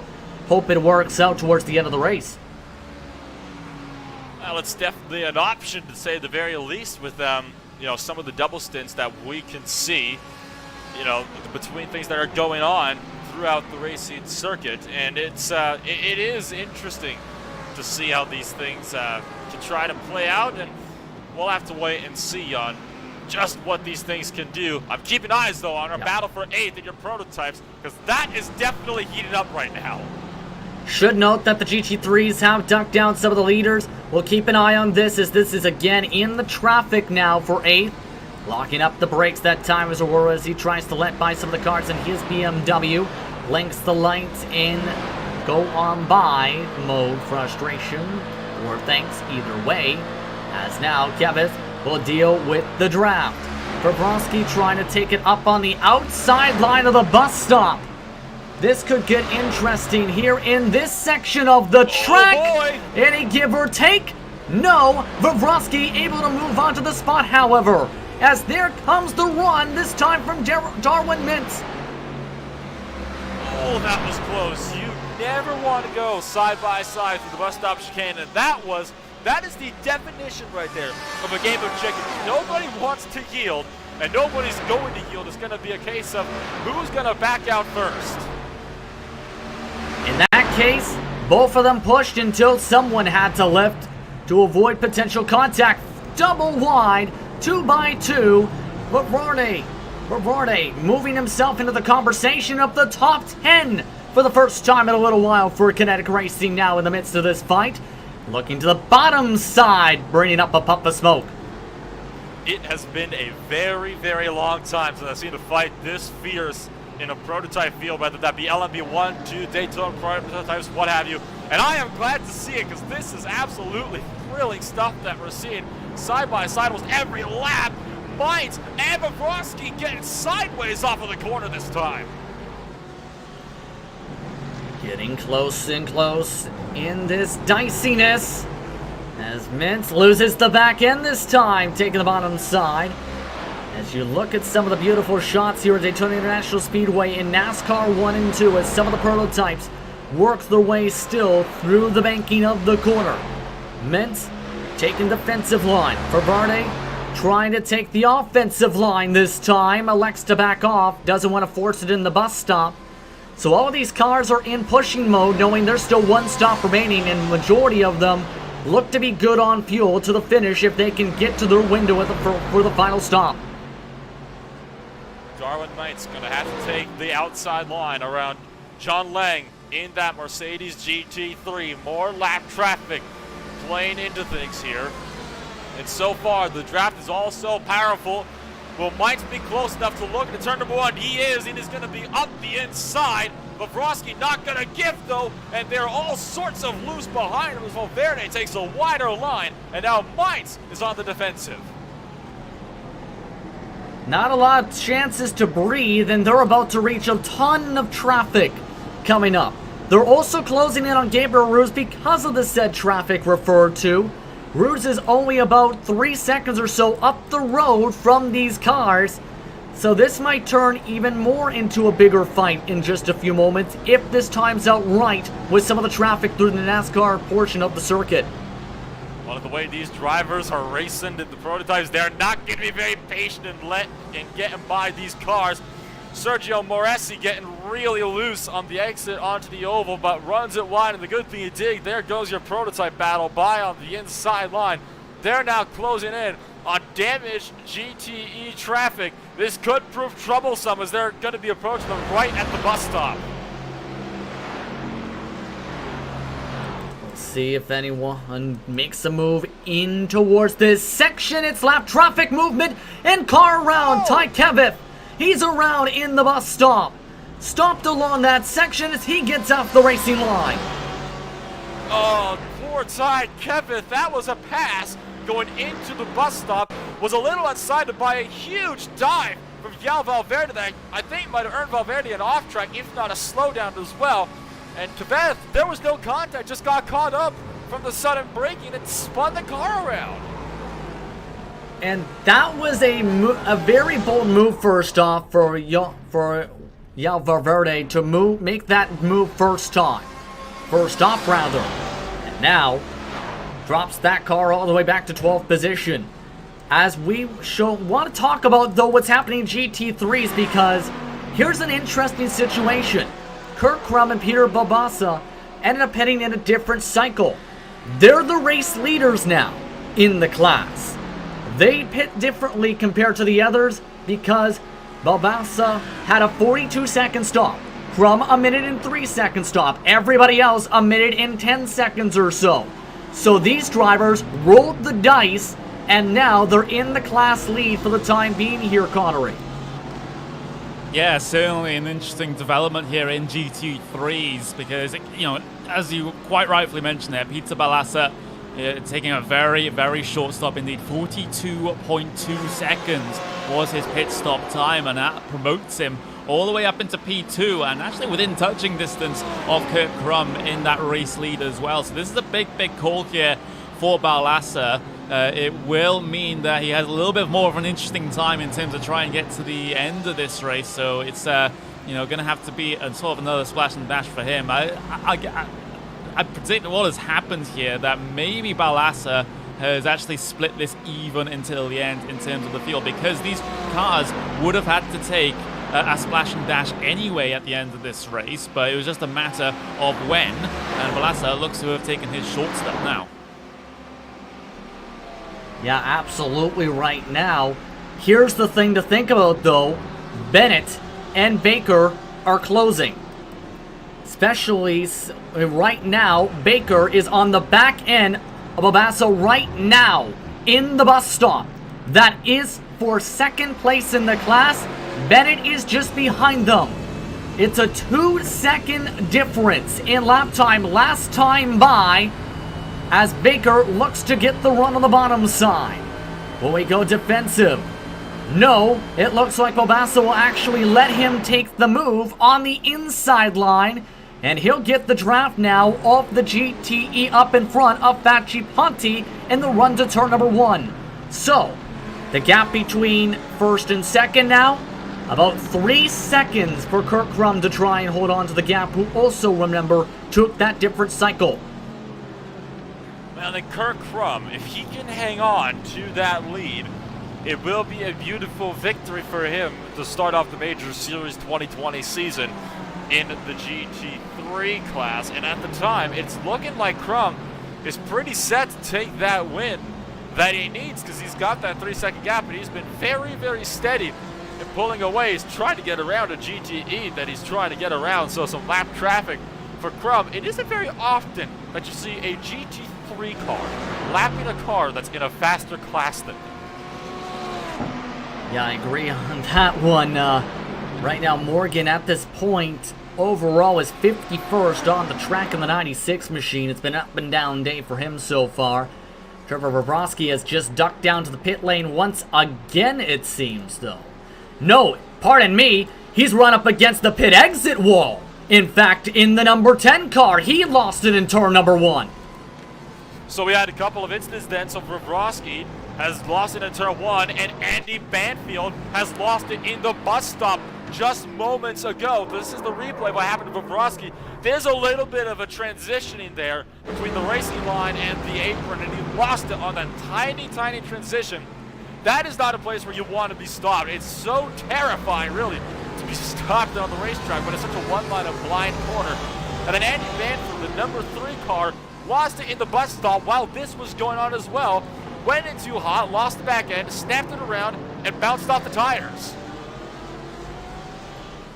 So an interesting sequence of events in this past few moments or so, with about an hour and 16 minutes on the clock. Let's take a look what happened to Andy Banfield up on your screen. And man, he definitely locked it up there trying to keep it off the tires. It was a very good attempt, but he just managed to bounce it off. But it's a good thing he did lock it down, because that hit could have been much harder. That is one of the faster parts of the track entering that corner, and we have seen both in sim and IRL very hard hits onto that tire barrier. So it's a good thing that he locked that down as it did and got as minimal damage as he could have. Indeed, so he went off the racetrack. Another thing I want to note, you might notice right now some of the cars that are running across the track in the backdrop of Banfield is second place.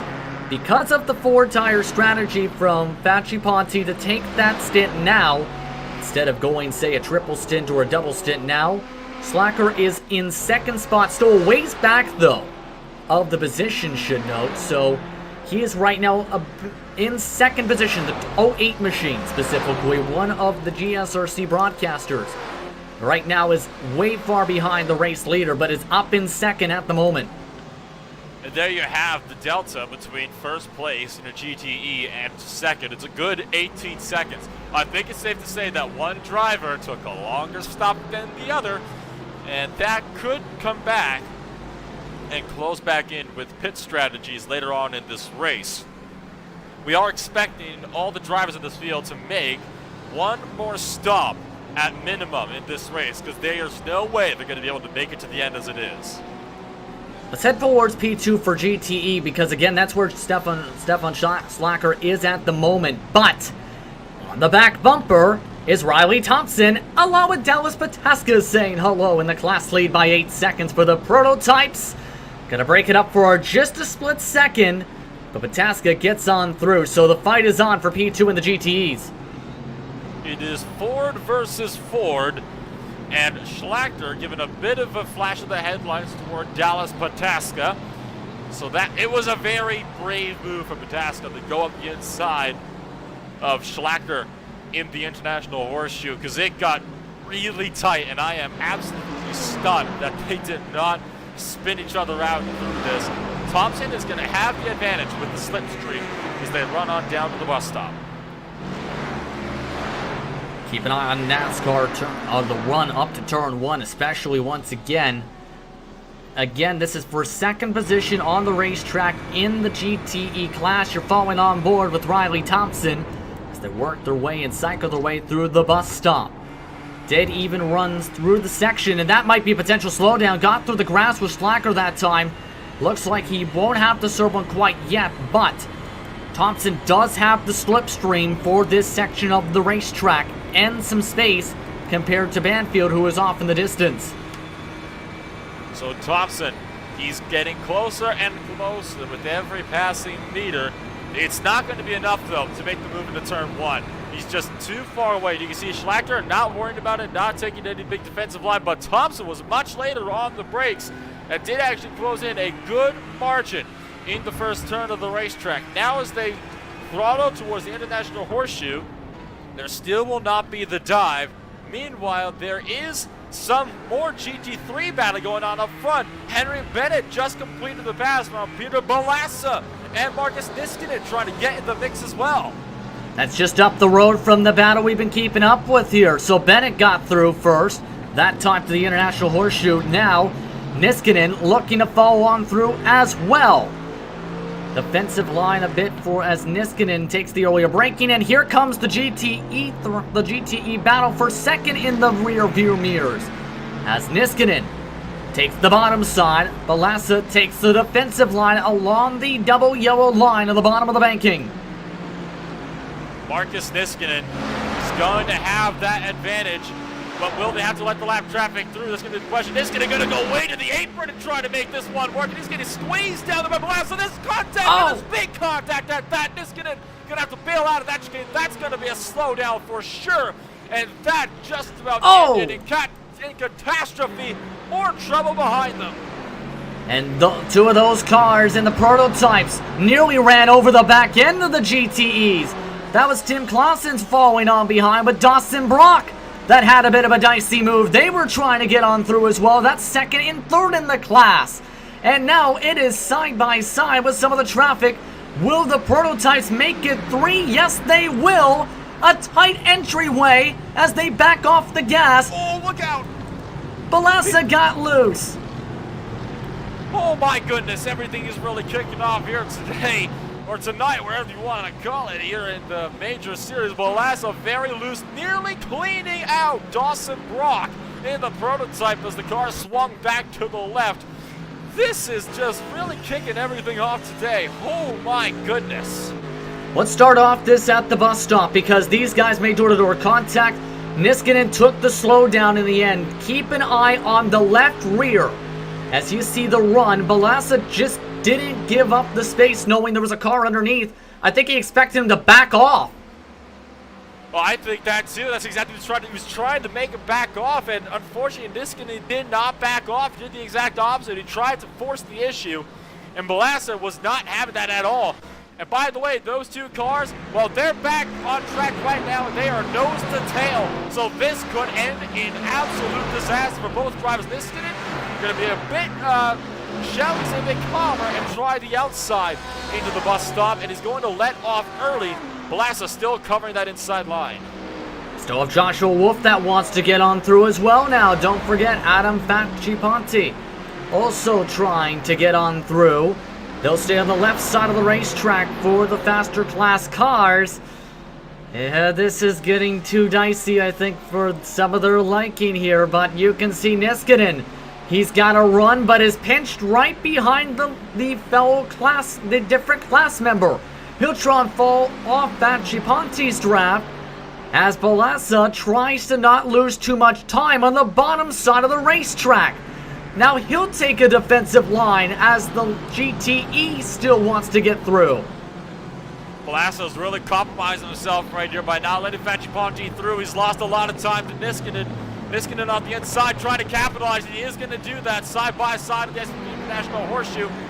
Balassa manages to clear Niskanen, and now Niskanen is going to have to yield to Jacques Zhu in the 34 Machines BMW as he goes on his way through. Andy Banfield looking to get his way through behind this group as well. And at some point, something's got to give here, you would have to think here, because now they've got more of the GTEs coming through the field. This is getting very, very intense. And Balassa nearly making contact with the GTE this time and forces the bubble this time from the 34. Huge tank slap from Joe as they exited the oval and just could not correct it. It was a huge left, right, and the car and the hooking. Good thing that car hooked left and down at the apron, not right, back up to take out the two battling cars. So things are definitely heating up, and one thing to note as well as we looked at the replay, oh no, Balassa runs wide through the chicane, and that's going to be a slowdown for sure. Niskanen goes through onto the oval in 3 and 4. You see the spin up on your screen. Let's see if we can stick with this to get to Balassa up the road, because you'll see where that slowdown you're referring to is in the bus stop for the 29 machine. You see it as he runs across the billboards, and you see right about here, tries to carry too much speed, hooks the back end, and there goes the spots as he swings it through the grass. I was just about to mention that behind this battle, you got your battle for 6th place as well in the prototypes that was started to come on up, but that ended up not happening at all as we had that incident occur, of course, to cut that fight off. Gabriel Roos for Kinetic Europe is down and into the pits for what might be his second to last stop of the day. I'm not sure if they can make it, though. Nah. If they stop now for a full tank, they're going to need to make another stop. Yeah, they're going to have to make another stop at that point. Ruse, though, taking a 19-second stop. So it looks like that it's going to be an extra stop compared to the rest of the field today for the Daytona prototypes in the field. We also seen Darren Mintz also come down to get some more fuel into the race car. So they have about an hour and 6 minutes and 34 seconds on the clock. Your thoughts on the racing so far, Nolan? Well, it's definitely been intense. We had a little bit of a lull in the action when we got about 45 minutes to an hour in. And now everything is beginning to ramp back up again as the traffic begins to condense. Your thoughts, Connery? This has been very, very intriguing. This is a very strategic race, and this is what we're used to seeing.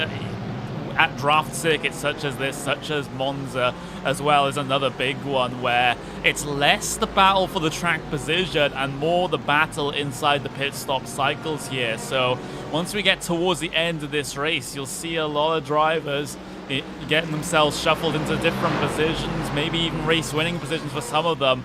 But of course, especially in your GT class, those with the fresher tires at the end of the race might be able to do something coming through the infield section as well. So I can't wait to see how this one finishes. I'm curious to see how this is going to finish off as well, because it's getting very intense. One of the more intense road course races we've seen so far in 2020. Let's take a look at the top 8 in each of your classes as we get ready for the start of the pit window for the prototypes once again. They have Dallas Pataska in the lead by 9 seconds. Tim Klassens is in second with Dawson Brock in third. Joshua Wolf is in the 4th position. He started in 8th. Nicholas Budakos up to 5th with Tessier up in the 6th position. 7th sees Velarde and Richie Hearn from 14th up to 8th spot.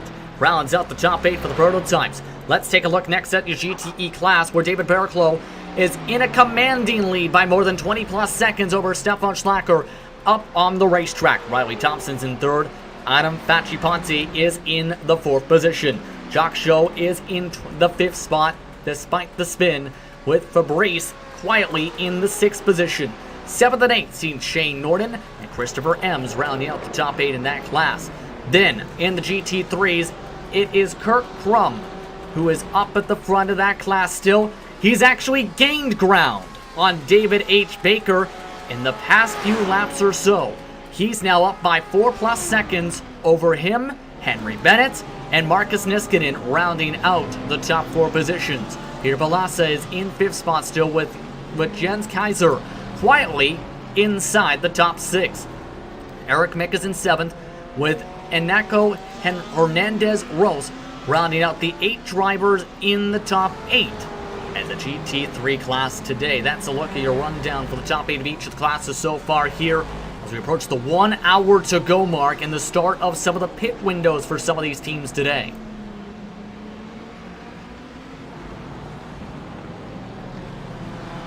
And Nolan right now at this point, what do you think is going through the head of Kurt Crum, because he's actually now up to 5 seconds the gap?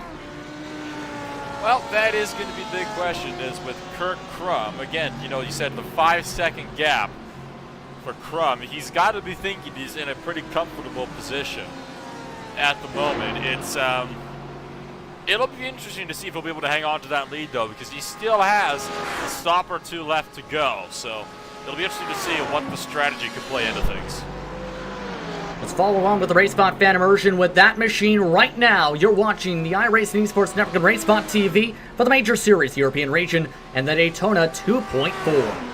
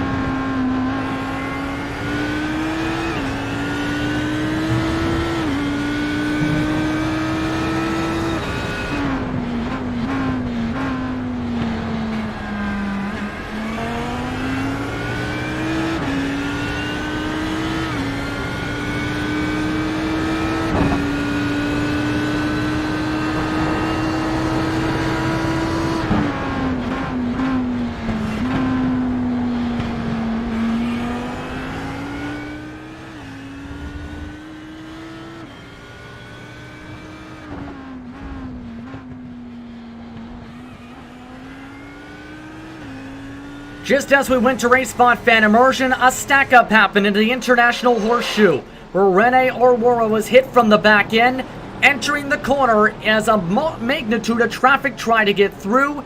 It caused a massive stack-up, involving 3+ cars sent off into the grass and stopped in the middle of the corner here, Nolan.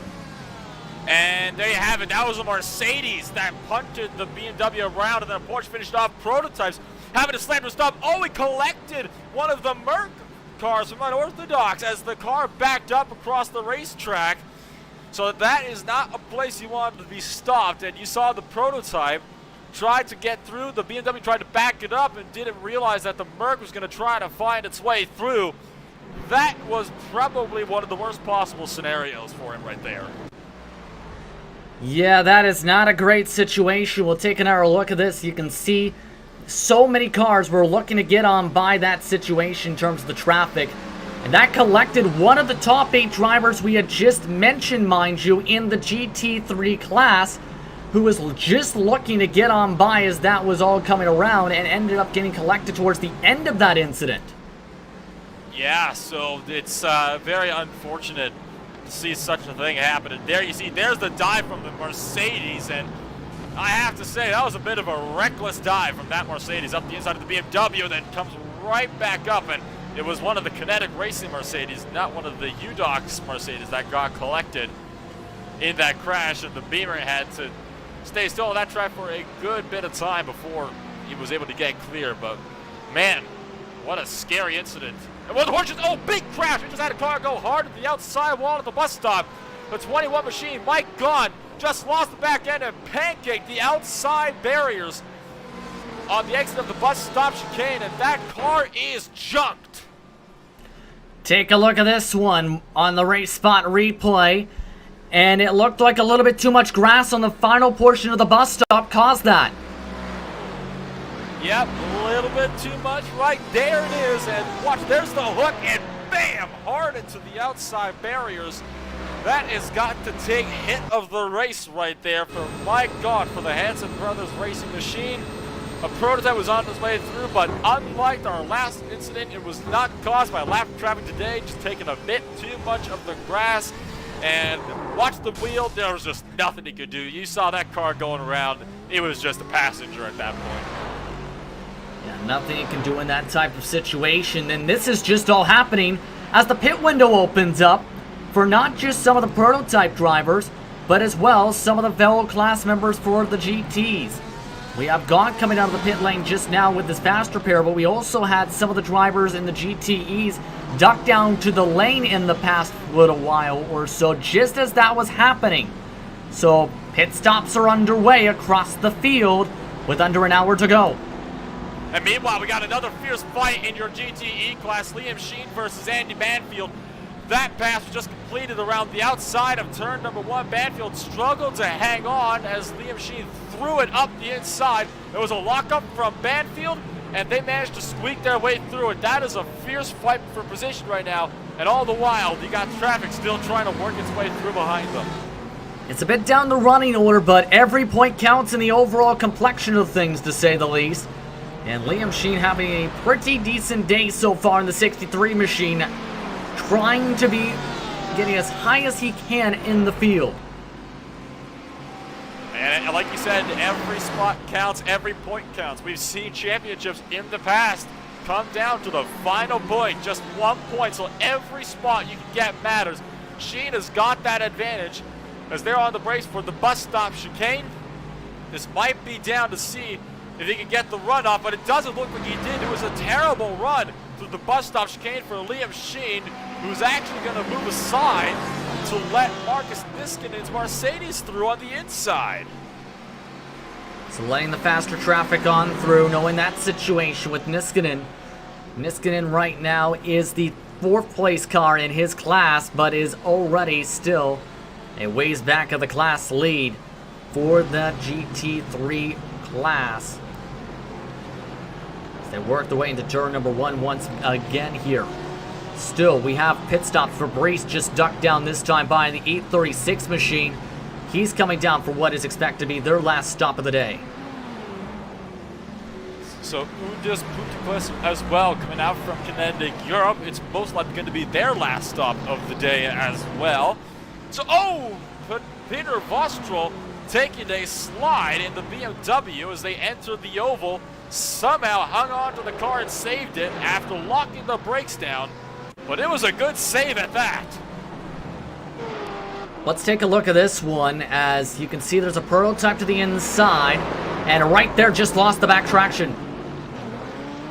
Now, it doesn't take much. In that section of the track, it is deceptively loose. It is so easy for the car to snap around on you on the X. We saw the bobbles in the middle of the shootout through some of the cars they went through. And it's just what happened to him because he didn't manage to correct that bobble. He went all the way around.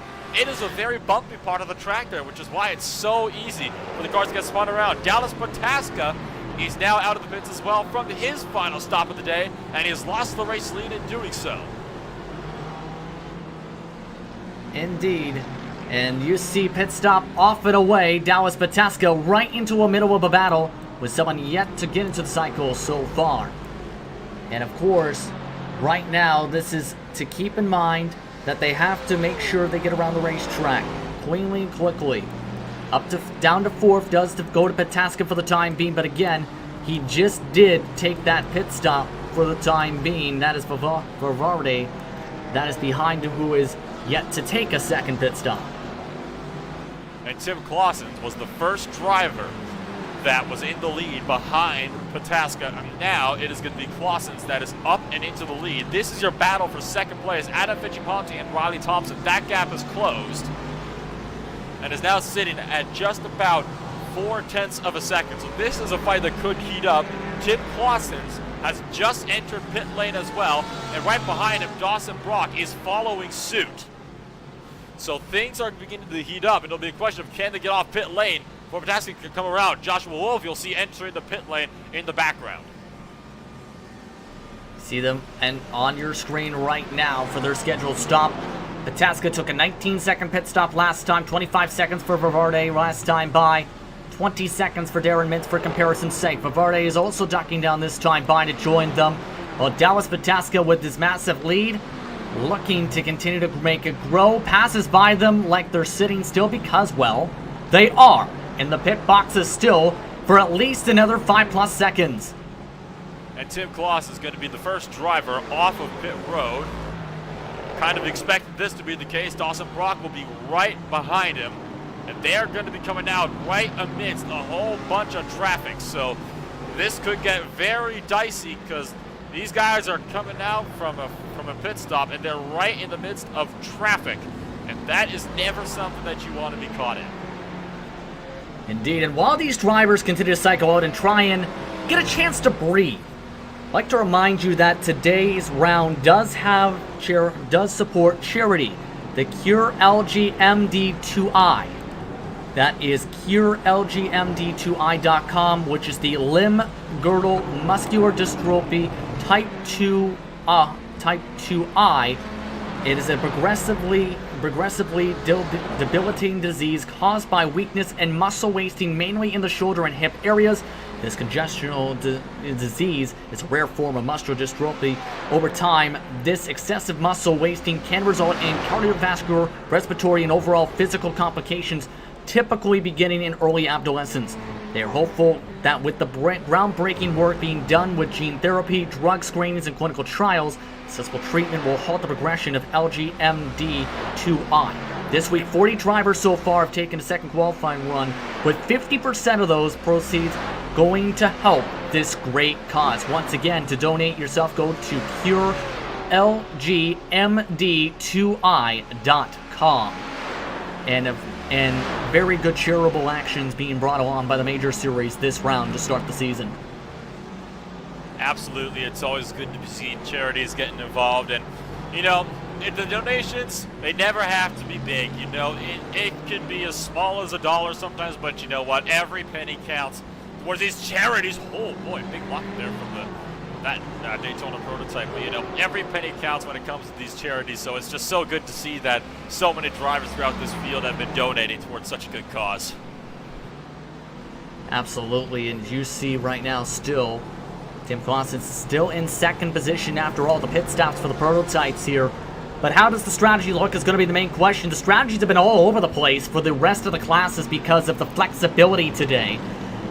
Drivers need to be very flexible with traffic management now, fourth on back meanwhile, because, well, it's a hornet's nest. Wolf trying to get on through, Ruse boxed in. They also have Tessier, who is now in the conversation for the top 5. And remember, this is a fight that we've seen come to blows previously in this race, and it could very well come to blows again. We're now in the final hour of the Daytona 2.4. The skies are now completely pitch dark as we are racing under the lights at Daytona. Gabriel Roos trying to cut the chicane as much as he possibly can without getting those slowdowns, while Tessier continues to try to find a way to work his way up from behind. You can see him trying to follow on the draft so he has a shot at the position. Still trying to dart their way through some of the traffic, including Fat Chipanti at the moment. He cycled to second, but is currently, remember, on the fresher tires, faster than the leader, but sacrificed the time. Now driving on by in the dive into the corner. That time, Wolf able to hold on to the position. Fifth is still trying to go up for grabs, though. Tessier still kind of trying to keep within reach. He's trying to keep within reach, but he might have to rely on the oval to keep him within that reach. It's Gabriel Roos. He's going to have to rely on that slipstream from the oval as well. There's just no way he's going to realistically be able to reel him in when it comes to this road course section. It's just too tight. And the draft, when it comes to these prototypes, you just don't get enough of it. They're just too fast. Realistically, to be able to draft probably in the oval, you have to rely that you have a better entry slash mid corner slash exit speed. And now he might get better exit speed. Oh, a huge bite of oversteer for Wolf has just reeled him right into Gabriel Roos. Wolf now will play the defensive line again as they get around the lap traffic. This might set up an opportunity as Peter Vostro moving out and out of the way. Check up by Roos as they go into the bus stop once again. This is allowing Tessier now to get back in the conversation with the slipstream once more as Wolf clips the grass a little bit, this time into NASCAR 3 and 4. You know what I think what Roos is actually doing here is he's actually making sure that he doesn't pass Wolf before they get to the chicane, because he realizes that if he does, he can get it back here in 3 and 4, because look, here's going to be the move. There it is, around the outside. It's going to clear before they even get to turn number 1. Roos is going to be door to door on the outside line. Now it's going to be just fender to fender. That triangle will work in Wolf's favor. Side by side, door to door to turn number 1. It's going to get tight here, and Wolf, another bite of oversteer, corrects him before he can oversteer up, and into Roos. Roos cuts turn 2A a bit tight, and he's going to try to dive up the inside, and it won't be enough, and Wolf hangs on by the skin of his teeth. He's holding on the edge of his chinny chin, to say the least, as this is now still scrapping on forward. We did see Mintz have a bit of trouble and lose some spots to Pudiklus, by the way, a couple 10 seconds back. We also see pit stops underway for Riley Thompson. So, some of the GTEs coming in for what is looking like their final scheduled stop to the races. It should be their final scheduled stop. We've got 48 minutes to go, and that's definitely within the fuel bid if you got a full tank. So Thompson, this will be his final stop of the day. And now Roos and that other spot for Wolf, they have now caught another fierce battle between Miguel Angel Salido Sanchez and Grande Fabrice, which is going to check up Alain Tessier and effectively put him out of contention for that fourth place. And Josh Wolf hangs on. Car off in the wall. Big into the wall. That is Sanchez, who ended up taking too much of the grass, it appeared that time. At the final part of the bus stop, he shot hard to the right, similar situation we've seen before in this race.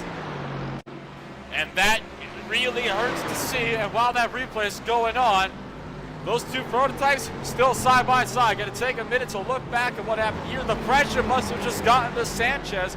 Took a bit too much grass, and that's almost identical to what we saw one of our other GTE cars do in one of the Porsches just a few laps ago. That's actually it's actually identical to what happened there. It took too much grass, was just a passenger into the wall. And nothing he can do again. Second time we've seen that once again.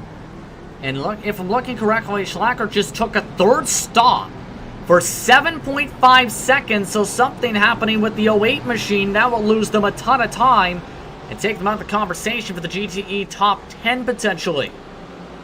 I wonder if maybe he did not get enough fuel into the car to make it to the end. I'm wondering that potentially as well. You see the bottom ticker, about 7 seconds on that last stop. He had taken service before, I believe. So, interesting situation now for them. Very much so. So Stefan Schlachter is going to have a bit of an interesting time to the end of this race. I definitely don't know what went on there. I'm kind of interested, Connery, on what your thoughts are on what just happened.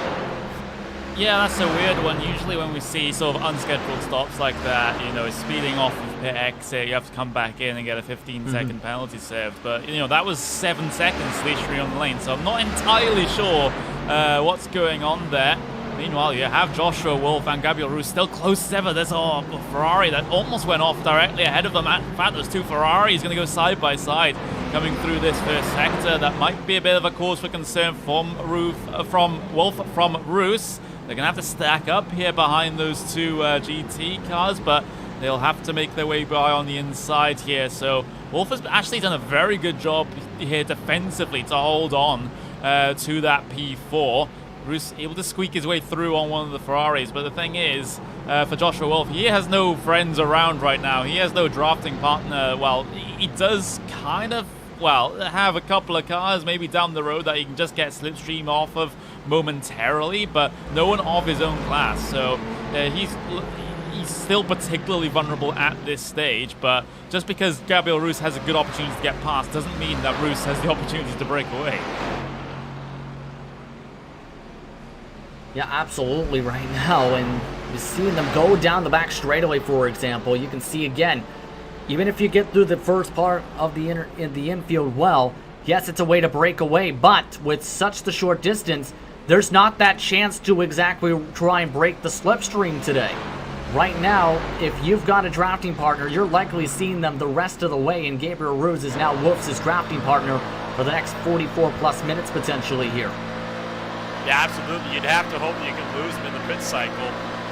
And with all the pit cycles being complete, though, that's not going to be happening. Gabriel Roos,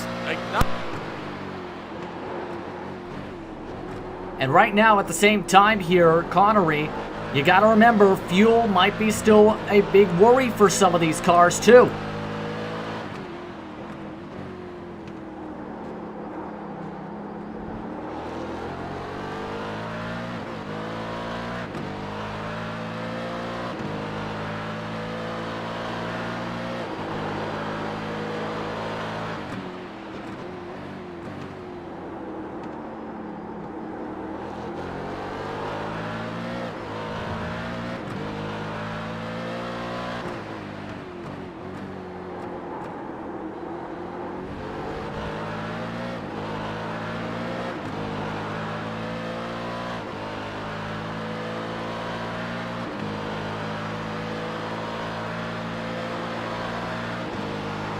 Indeed, trouble for Bobrovsky, though.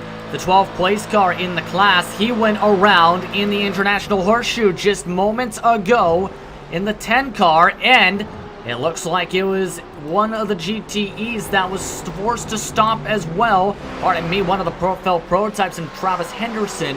Again, that was in the International Horseshoe this past time by for those cars. So we keep on following along, though, at the moment with the battle up on your screen. So, some more difficulties in the International Horseshoe. And of course, if you have an incident in the horseshoes, it's very difficult. Oh, Roos is in. Good. Hello to Gabriel Roos, who is down to pit road. This would be the opportune moment to buff out that little dent in that fender. And that, if he does elect to fix that damage, it could actually be what helps Joshua Wolf to break away from his drafting partner. But Wolf still out on the circuit. Does have a fast repair available, doesn't elect to use it though. You don't see that fender being fixed. Electing to stay the way it is for the time being to get to the finish. This is to try and make it to the checker flag on the fuel. So electing to take the stop a little bit earlier, it seems this time, to make it 42 minutes to the checker flag, about 27 laps. So the interesting pit call goes out from Gabriel Roos, and it was only a 19.9 second stop. So just underneath 20 seconds for Gabriel Roos. Now the question will be, because correct me if I'm wrong, but I don't believe Wolf has come in for his last stop. So when is he going to come down if he hasn't already? Good question here at this point, and now this is where the openness of the strategy is going to come into play now for some of these cars. Look, as now we're taking a look at Joshua Wolf, for example. At this point, does he elect to come down or does he try and stretch it here? But he should be okay in this situation. There is only 7 laps on the stint. Very true. So in that case, Joshua Wolf might have 4th place all sealed up for him. It'll be interesting to see how Wolf will manage things as time goes on. He definitely was not the one that was conserving fuel. That honor, I guess you could say, would go to his drafting partner, which is now gone in Roos. So it'll be interesting to see what Wolf will be able to make it, if he'll be able to hang on to 4th place. Because if he's got 7 laps on the stint and he doesn't come down, it might be close. Alex Tessier is now into the pits.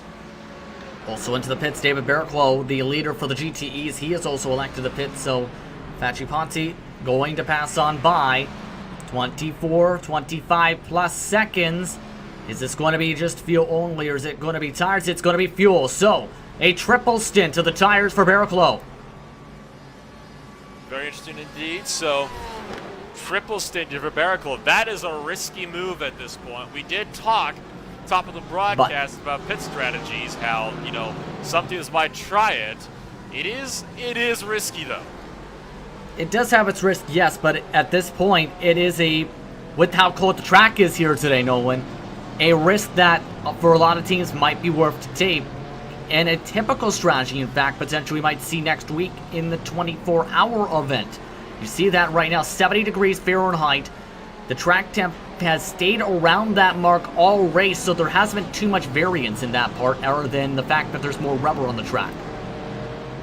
Indeed. And I think the question, at least when it comes to Barrichello, is going to be, you know, yes, he didn't do the triple stint, but for the car behind him that did, is the benefit, like, worth it? Like, how much time would you actually gain on fresh tires compared to somebody that's on the triple stint? Can you reel in that time and capitalize? Because even if it's more than a second, you might argue it could potentially be worth it. We're going to have to see, though, if it is, because it is a risky call late in the race, and we'll have to see if Adam Fittipaldi is going to be looking to do the same thing. Remember, Fittipaldi took tires on his last stop. This time, he dives it on into the pit lane inside the white cone to make it inside the stripe. So we'll see if he ends up going on the jacks. Remember again, took tires on pit stop number 1 and sacrificed a ton of time. He was with Barrichello before that. And Barrichello is going to go on the outside and will allow him to go back up and into the lead for the GTE class without much difficulties at all. And Fittipaldi still sitting in the pit lane there, and it is a decently long stop for Adam, to say the least. The car is not on the jacks, but it was a 27-second stop. Compared to some of the other cars that only had the 19.9-second stop, it makes you wonder if maybe you put too much fuel in the car and lost out on too much time. I mean, Barrichello put more fuel in the car than he did, to be honest, though. That's the thing. He's still going to be in second, as Shane Norton still has to pit in front of him, but it's still the matter of one thing. Can he find a way to close up 24 seconds on the track? That is actually a fair point. Connery? Yeah, he actually lost out the position to Riley Thompson here, because Riley Thompson, there we go through on the GT3 car. Riley Thompson appeared around about 6 laps ago, so he was one of the early stoppers here for this final stint. So Fittipaldi, this will end up being a battle for P2 once Shane Norton comes down on towards the lane. But Riley Thompson's done a good job here through this final pit stop cycle to get himself into the position that he's in right now. I also have to say, looking at the I-rating of these guys, Riley Thompson, he's around about 4K, but Adam Fittipaldi, I actually have a higher I-rating than him. He's on 1,362, so doing a good job. As Lorenzo Bonner said, though, iRacing isn't exactly the top indicator of talent. Some drivers prefer to run in the league circuit, some drivers run a lot of official races, some drivers run a balance of both. Yeah, and that is entirely understandable. There are a lot of guys, especially the ones I know from the British sim racing side of things, where they literally just run in the UK leagues, and that is pretty much it. They don't really do any official stuff. So even though they're very, very quick, some of them still have D licenses. Interesting, but either way, Riley Thompson currently holding on to the position now, and I'm curious to see if Adam can now try and put up the fight. This is going to take a little bit of time, though. They also do have the car of Eric Mick in between them for the time being. Well, and one thing that I was kind of thinking as well, what if Barrichello put less fuel in the car, or more fuel in the car, but he's going to be probably conserving a bit more because it was, of course, earlier. And then you saw Fittipaldi put more into the car, but he could actually push harder throughout this race. So that could be the question as well. We could see a driver up front starting to conserve a bit more, while one driver behind is beginning to push a bit more as well. Connery, your thoughts? Yeah, it's a really interesting predicament inside of this class, and that's what we love to see with the different strategies coming to fruition inside the final couple of moments of this race. But For me, at least, Baraclow has this one on lockdown. We can just see the gap between himself and... Oh! Facci Ponti just went off the racetrack into the tire barrier. Dear. He is now stopped along the edge of the barrier. This was just in front of Micken, another driver overrunning the bus stop. Oh, dearie me. That is not what you want to see. He was lapping one of the Audis, and there was no contact, but just oversteered on the entry and locked it down, but again, nothing he could do, and went big into the barriers, and he is going to be elected to pit this time. So Facci Ponti, well, he might have just thrown away a top 5 finish with that today. That is so unfortunate. I believe he had the faster pair available still, but that will sacrifice a ton of time on the racetrack. Stopped in the stall, might have accidentally taken it on another pit stop, so his engine has just been shut off and he'll fall down the pylon. Wow. And it's so easy to forget about that too, because you take a pit stop, you forget to uncheck it, you lose it forever. Oh yeah, you can't get it back. You really just can't. Darwin Mines is now down and into the pit lane, and he is going to be coming down for his last stop, and this will most likely be a splash and dash. There goes Facci Ponti back out of the pits, so he's certainly not down and out. He is going to continue to fight through the final half hour of the race, so props to him. Things are beginning to pick up as things go on. P4 in your GT3 class is heating up. Peter Balassa was just passed by Jens Kaiser as they enter the bus stop chicane. Looking at up on your screen now, Balassa tried that different strategy before, had been as high as second position, but has been falling a little bit further back in the 144.7s at the moment. Compare that to Kaiser in the 144.2s. So the pace just hasn't been there for Balassa. He is in the draft, but it's just right now been a fight to hold on to a good finish here to start the season. It really has, and this is a pretty good fight for P4. We haven't really checked in on Balassa too much, but you remember, he was trying to work a bit more difficult with trying to keep those spots. He was in a pretty fierce fight with Marcus Niskanen in the early stages of the race and forced Niskanen to take evasive action throughout the chicane. And right now, he's trying to run back down Jens Kaiser. Indeed, the fight is still on here. Let's go on board with this car and take a listen in. You're watching RaceSpotTV, the iRacing Esports Network, for the Major Series Daytona 2.4 to start the European region season.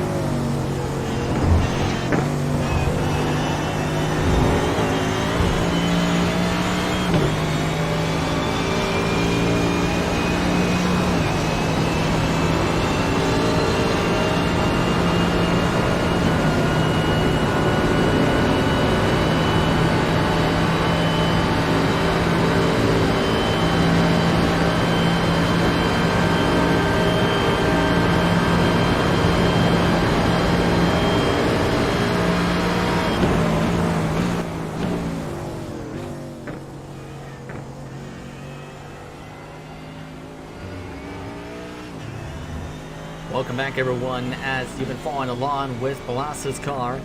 As you might have noticed just a second ago, he's up the running order a little bit. That's because some other cars have just pit. Kaiser has just ducked down for his final scheduled stop. Balassa yet to do so, however. So drivers are coming down in the lead for their final scheduled stops in the class. Bennett, Niskanen also looking to still make their final stops in the next couple laps or so as they reach the end of the fuel tanks, Nolan. So the final stops are going to be underway with just under 30 minutes left to go.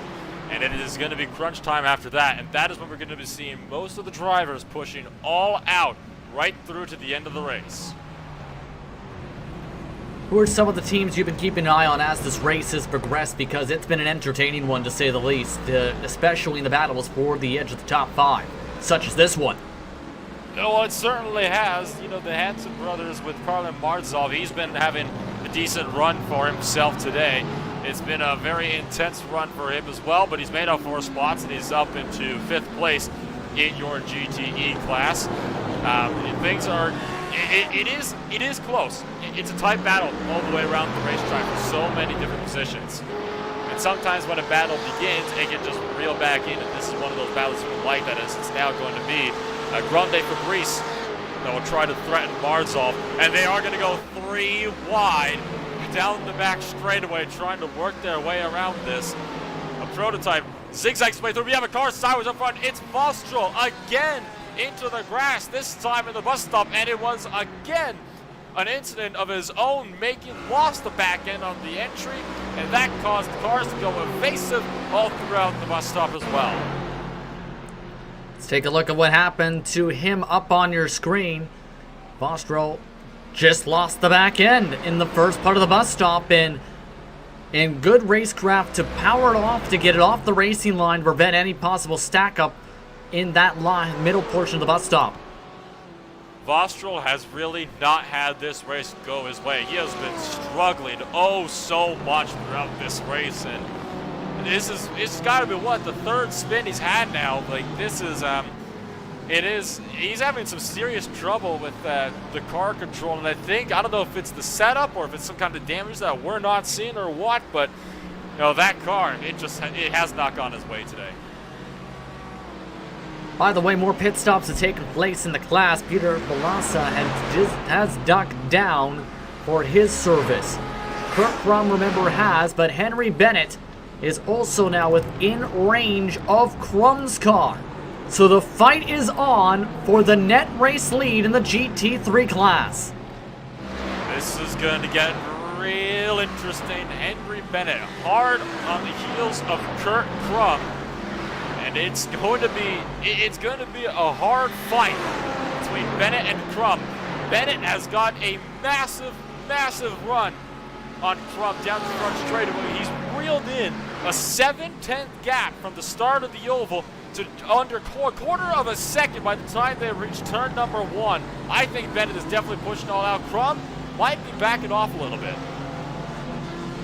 Might be a little bit to make sure he can make it on the fuel, but Niskanen just came out of the pit boxes. He'll come out behind this fight as here comes lead lap traffic for Shane Norton. One of the GTEs breaks it up for the time being, but this is still, I think, a fight we might have to keep an eye on for the next 25 plus minutes. It certainly is. It's definitely closed on in. Now with that GTE between these two cars, we might see a little bit of a split unless Shane Norton tries to dive up the inside of Crum in the run back onto the oval. He's not going to do so. So Bennett is going to be able to try to maybe hook it tight, not quite able to. He's going to have to try to reel in that gap again, but it is one big gap that he's going to have to fight for. Yeah, but with the slipstream, that might be something you might be able to reel in. It's just going to take the timing of traffic as well in some of the road course portions of the racetrack today. Try and see if he can get enough time. 24 minutes up on the clock for Henry Bennett as the prototype just zoomed on by in Hearn. And Dallas Pataska, we've just heard, is just now coming off of pit lane. So Pataska just completed his final stop of the day. Right behind him, Michael Lane, and another prototype has just spun it in the International Horseshoe. Michael Lane, you see him taking the shortcut, in fact, where we see some of the rallycross cars. There was another spin in the backdrop on the other end of the road course involving one of the Hansen's brothers cars. This one ends up taking a drift and having to go off in the grass to get off the racing line. I'm curious to see what happened in the backdrop there, because I believe we've seen 2 cars spinning out there for a second, if I looked right. Yeah, I saw at least 2 cars sideways and one stop. There you saw the headlights facing the wrong way. There was 2, maybe 3 cars caught up in that one. So if we could get a shot of what happened further up front, that's what I think we're all curious about at this point in time. Because there was something big that happened further up the road. Something interesting there. I'm not sure if I've seen that correctly there, but either way, the prototype was off and away in that situation. But to say the least, let's go back up towards the fighting as that's going on right now. Try and see what happened with the other cars if we can, but right now, Kurt Crum is still in that class lead. Right now, Dallas Pataska leads his class to GTE class. David Barraclough is up in front. And I believe this might be... Let's take a look at this race replay as we take a look at one shot here involving one of the Kinetic Racing cars here. So this is one of the Kinetic cars, and I'm not sure we'll be seeing what happened at the exit of that oval, but we'll have to get a better look to see what in the world happened to bring out, or to put out that second incident. It might be a bit of a journey here as we take a scroll on through the replays to hunt this down. I believe we might have to go to the racing action, so let's focus on what's going on the racetrack for the time being, because there's still 22 minutes on the clock. And the gap between Bennett and Crum still separated out. You look at Barraclough, you look back to the battle rather here up on your screen, as, my goodness, that's a ton of traffic. For Crum and Bennett, and again, that gap, it has closed in with the ton of traffic ahead of them, so this could feature up to be an interesting fight. Bennett doesn't have a lot of traffic behind him anymore. He does have David Baker that's hot on these drivers' heels as well, trying to find a way through. We could find ourselves in a very tight scrap for the lead here by the time we get to the end of this race. Remember, Crum took the different strategy to start the first pit stop window, took the race lead and pulled away by a decent margin. Bennett closed it in this second stint. David H. Baker as well, as they're now just within the draft. They also have Andreas Robertson interclass traffic, but with Nicholas Skates and a few other drivers just up the road in this situation. They look to try and lap them, and that could get very tight and a little bit messy in the International Horseshoe this upcoming time by, if time estimates serve right. Indeed, so things will have to wait and see how they played out. It looks like Bennett might be just a little bit better on the road course. And right now, Crum is able to pull that gap because he's using the toe from Andreas Robertson ahead of him to help him break away from Bennett's toe. Bennett is just trying at this point to close that gap in. It is slowly closing. It's under a second, so he still has that draft. And here where we're going to see who's really better on the road course. Times lost. This is prior to the most recent lap. Half a second was gained by Bennett with the help of some of the draft, and now they're starting to get lined up behind the interclass traffic. Now at this point, how do you handle this if you're some of these cars? Do you try and move out of the way quickly, or do you try and keep it safe? Because here's the main thing, it is the lead car's job to make the pass to get by lap traffic. That's very true. I'd say stay your racing line and let the leaders try to find their way through. You know, in the end, it is up to Crum to try to find his way past Robertson. And if you're constantly going offline, it can be very unpredictable. But with that, remember, we just saw Crum get a little held up, and that has put Bennett right on his heels and trying to reel him in. Robertson goes up high to let the lap traffic through on the bottom. Dawson Brock just pit this time by in the prototypes. So that is going to be one of the cars they might reach on by. You see them up on your screen now in the Midwest region machine. Off and away. Still cycling to about third though. A decent run for Dawson Brock. So that prototype has been one of the drivers that have been looking really well driven today. Indeed, very well driven, and he's going to be trying to work on it still.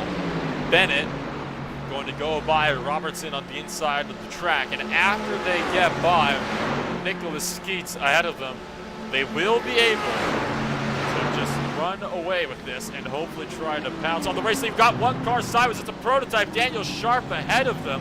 That was a prototype that just spun it around on the entry. And it was another case of just loose on his own. It looked like he might have been caught off guard by a Ferrari that was just ahead of him.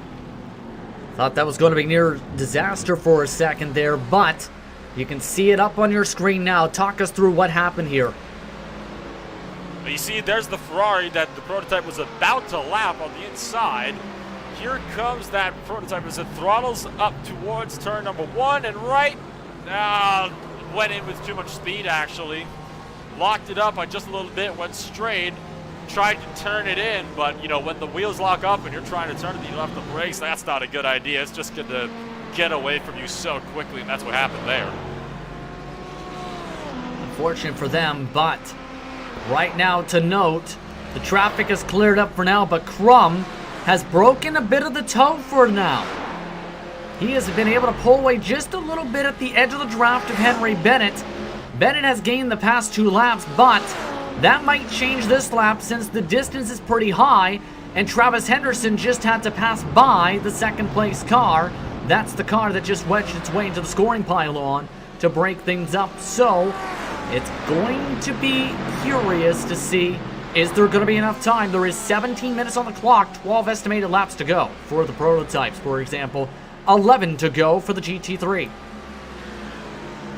It's going to be an interesting fight so far. It looks to be a bit more split up. Baker is looking to move himself higher onto the podium steps and up into the second tallest step that you can get to when he gets around to Henry Bennett. Bennett still trying to close it on in to Kurt Crum, and Crum, he's got to be pushing hard at this point. One car around, it is Ty Cavett. There's another prototype that's missing its headlights and its engine cover.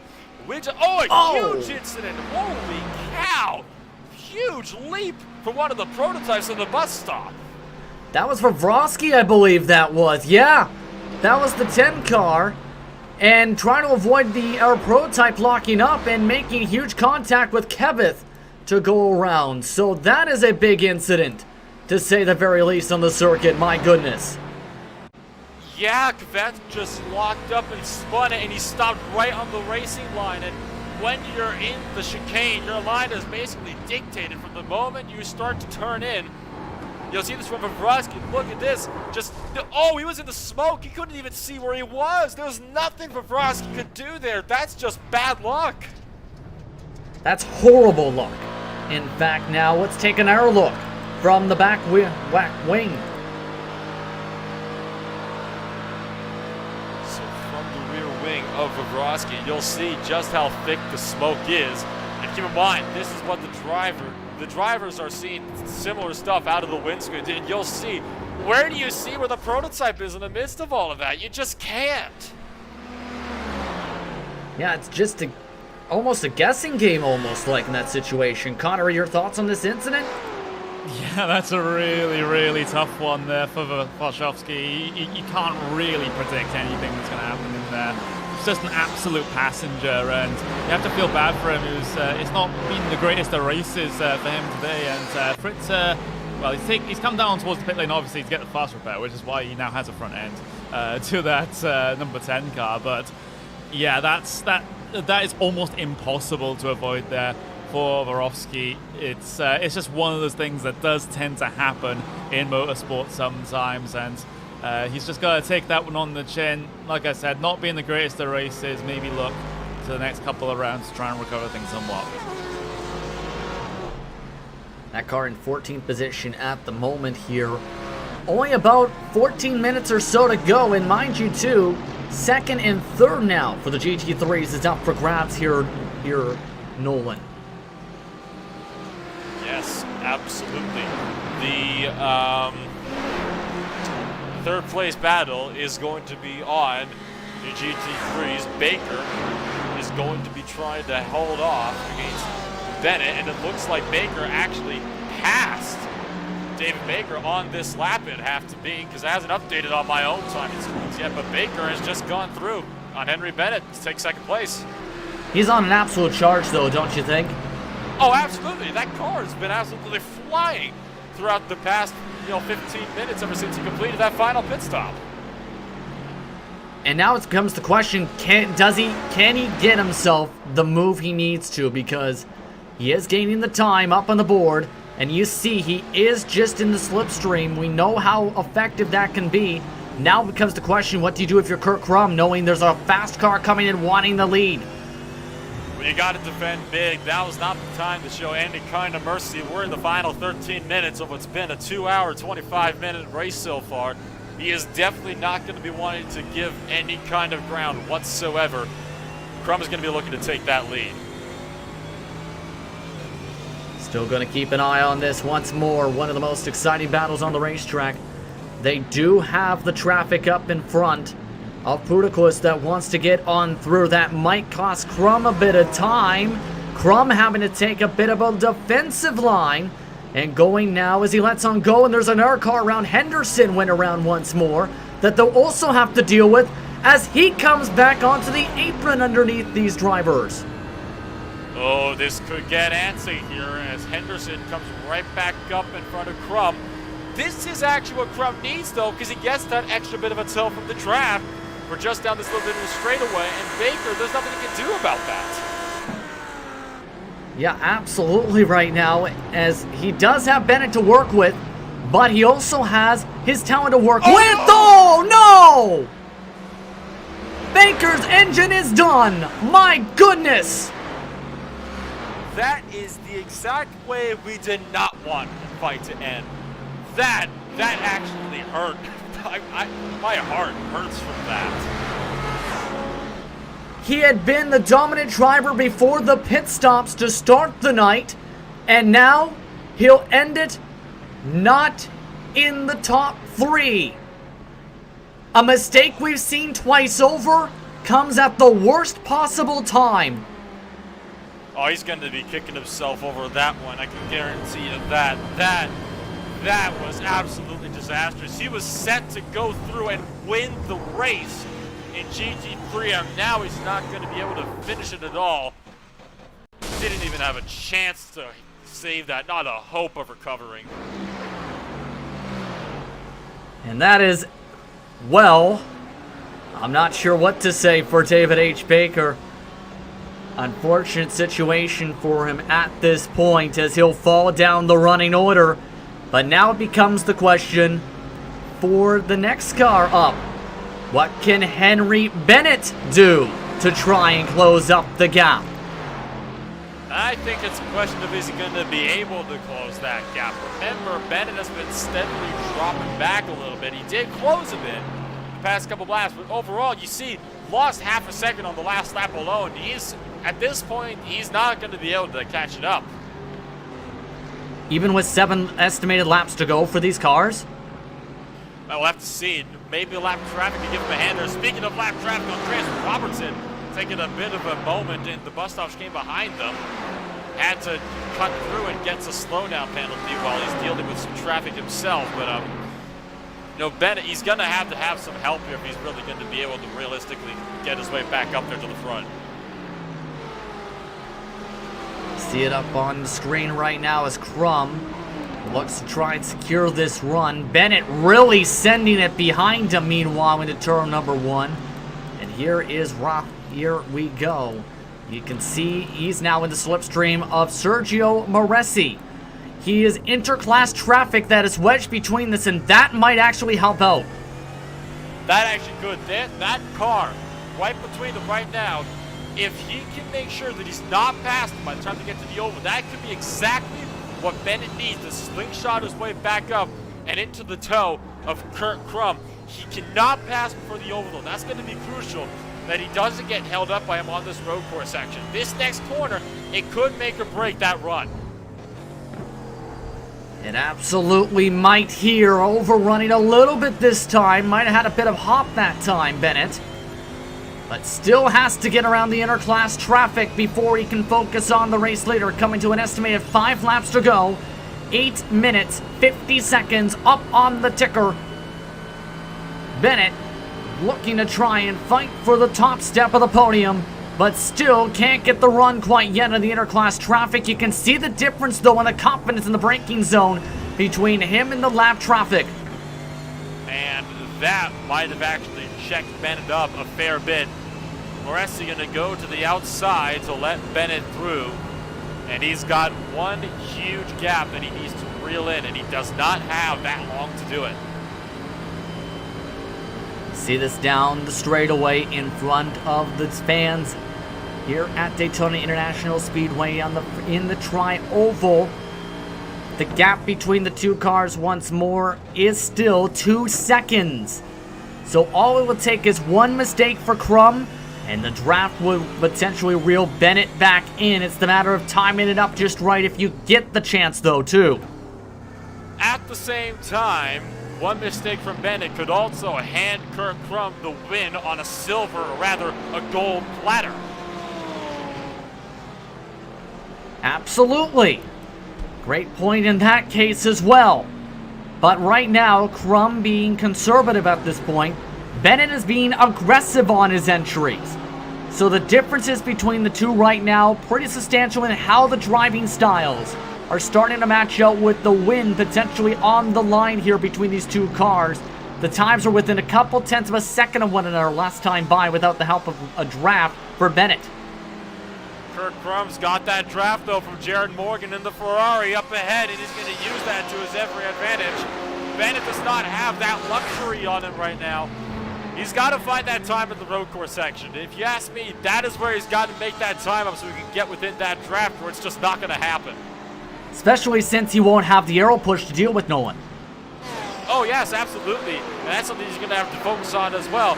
Like, even through the bus stop chicane, it's so evident that Bennett is definitely faster than Crum through the bus stop, but he's got to be faster through him in the road course section, or Crum's just going to continue to pull away on the oval. Right now, their speeds are about dead even, actually, through the tri-oval this time. Times are coming up towards the bottom ticker. It was near dead even, in fact, this time by. And Crum is now stuck behind Jared Morgan's back bumper at the moment. It looks like he wants to go. He knows that Morgan's not as quick. And they're also going to have to deal with Dallas Bataska saying hello. Oh, hello, Bataska. Knock anybody home. He dived it up the inside of Bennett, almost slid up and took him out as well. A little lockup. So things are heating up today, and Jared Morgan actually checked Crum up. And remember, they have a prototype on their hands now, which could actually be the exact thing that Bennett needs. Especially if it reaches the right point. But I think there's a chance that Crum lets him go onto the NASCAR oval, with Bataska looking to take the top side. That's indeed going to be what's going to happen. So, quickly getting around, does lose a bit of time. The gap still between these two drivers for the position, though, still about 2 seconds. So it stayed about even, but now Bennett's got the chance to draft off Morgan. Absolutely, but Bennett is going to need to make sure that he's by Morgan again before they get to the road course, where he's just going to get held up more than he's going to benefit from this. He's going to get a huge tow, but it's the question of... Oh, trouble for Joshua Wolf! He's crashed on the exit onto the NASCAR oval. He got in contact with a Mercedes. Huge amount of damage. He's stuck in the barrier. That's Nicholas Skeets that is running away from the scene. Wolf was the 4th place prototype, as he got involved with a couple different drivers in lap traffic. Oh, that is disastrous. It was one of the Kinetic Racing guys, and... Oh, hold on. There was a huge crash. That was Martzov. BMW. Yeah, the BMW plowed through him. That was for position with Fasti Ponti. As you'll see this right here, Martzov sent a dive bomb and a half to try and hold on to this as they were trying to get by through the traffic. My goodness, that was a little too ambitious. That was just absolutely clumsy. That should not have happened in the slightest from that BMW. I mean, I know it's in the final laps, but come on, you got to know better than that than to throw a move like that up the inside. And now, Wolf's car is destroyed. Trouble for Richie Hearn, who had a chance to move up the pylon. He is stuck in the bus stop in the 70 car. So he went around as well. So the former IndyCar driver losing control in the final stages. Indeed, and this time, was that with contact? Was that a self-spin? It was a self-spin. The back end came around, he locked it down, and just barely kept it out of the tires. Some big and there's some of the veteran experience coming in a little bit to try and get that without losing the car and getting back rejoined safely. He's up to 8th position despite the spin there, so he does move in front of Joshua Wolf on the pylon. So the GSRC commentator off to a decent run for this race today. And Facci Ponti is now off the racetrack all of a sudden. Oh dear, what happened to Facci Ponti? That's not something I expected to see at all. Did he get enough fuel in? Did he not get enough fuel in? Yeah, he pit the race car. Remember, he got in an incident before. He had to pit again. Was it damaged? He wasn't really damaged at all. That but remember, Nolan, he had came down before for that incident before, where he did end up coming back onto the racetrack. He might not have added enough fuel, as you said, in that sequence, in the confusion. Oh my goodness! So out of Facci Ponti's race, he's gone from fighting in about 4th place in class, and he's all the way down to 16th now. It's all gone wrong for UDocs today. For their GTE runner, this is, that was just disastrous. Overall, he had to serve a minute and 13 seconds, so that was a lengthy amount of time to say the very least, and there's also the chance there might have been, as you mentioned, the damage that might have factored in. But let's go back again to the GT3 class, where Bennett's still trying to reel in Crum. It's still a gap of about a second or so more. It's going right now. That is not getting reeled in at this point, with only about an estimated lap to go for these cars and a minute 33 on the clock. Well, it's a 3-second gap at this point. The lap traffic playing in Kirk Crum's hands perfectly. Unless Crum spins somewhere, there's absolutely no way he could lose this race. Has to be very careful, though. That's the main thing. You don't want to give the commentator's curse, as it's called. We've seen a couple times come into fashion. But about a minute and 8 seconds on the clock, and Dallas Pataska taking what could be one of the final laps of this race, if not the final lap. He's right now working his way through the road course section. And Dallas Pataska having a stellar race. He was aggressive early and showed his dominance by pulling away from the rest of the field by 17 seconds at the moment. Indeed, so Pataska, he took the lead early on. He took charge for what he needed to do early on. And that is probably a celebratory flash of the headlights right there, because he knows that he's got this race all sewn up. If he can just keep it together through the bus stop, he's got that bus stop to negotiate one last time, and then it's just going to be smooth sailing through to the end. There's 1 apex, 2, 3, and 4. Oh, a little bit of a twitch. He almost lost it. Blanks the lights once again as he celebrates once more. 10 seconds on the clock. It's going to be close, however, if they get the white or the checkered. Keep an eye on the upper screen if it's the final lap or the checkered. Final lap pops up. Dallas Pataska will blink his lights towards victory lane. He takes the Daytona 2.4 prototype class. He will take the class. Kurt Crump is already off of turn number 4, and he is also blinking his lights because he just realized that he also has won in GT3 today. It will be Bombshell Motorsports in victory lane for the GT3s, and David Barraclough in your GTE class. He just went through the bus stop for the final time, and he also has no competition. And for him, he had battled before. with Facciaponti, but he took tires. That in turn led to Barrichello coming away with a dominant win over Riley Thompson. David Barrichello wins it. The Bear Claw will celebrate in victory lane at Daytona. And with that, that is all 3 class victories sewn up between 3 drivers that were so dominant throughout their classes today. It was a great and well-deserved win for Dallas Pataska, who started pole and won the race. Down in your GTE class, Barrichello worked his way up from 3rd to win, and even in the GT3s, it was Kurt Krum who started far down the order, worked up 15 spots to take the victory. An absolutely amazing race today, to say the very least. And burnout celebrations are underway as some of the drivers finish up their last laps. Tom Drelling will be the last car to take the checker flag, while Kurt Krum celebrates as a winner of the GT3 class. He'll get to celebrate with Dallas Pataska and David Barrichello today. But let's take a look at your unofficial race results if we can, as these drivers continue the cool down lap for today's racing action from Daytona International Speedway.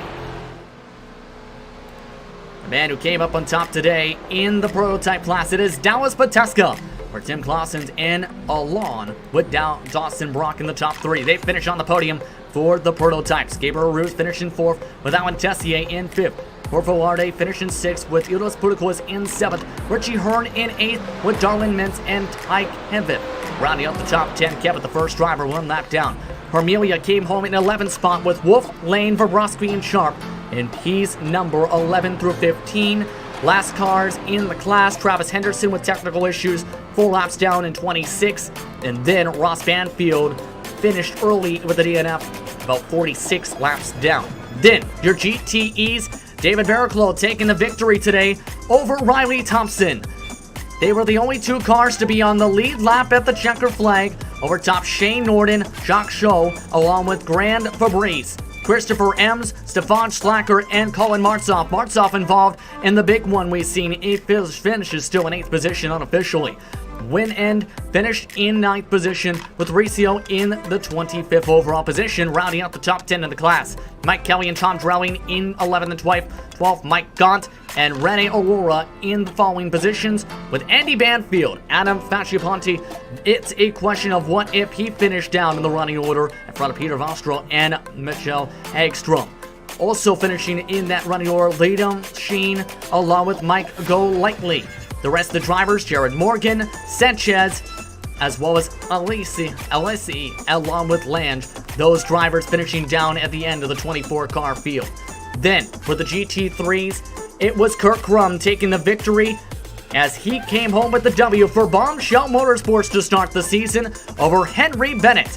3rd place went to Marcus Niskanen, while 4th went to Eric Mick. A strong run for Bombshell Motorsports today. 3 of the top 4 positions at the running order end. Peter Balassa finished in 5th, with 6th spot going to Thomas Peterson. Jens Kaiser, Andreas Robertson, Enrico Hernandez-Rose finished behind him, with Nicholas Skeets and John Lane. Then Lane finished in front of Sergio Moresi, along with David H. Baker. A what-if for him. One of the fastest cars on the track, the dominant driver, the 4 pit stops. Finishes with the DNF. Kim Johansson and Joshua Cantena round out the drivers. That's a look at your 56 driver field. We'll take a quick break. When we come back, we'll have your post-race coverage. You're watching the Major Series European Region Daytona 2.4 from the virtual Daytona International Speedway.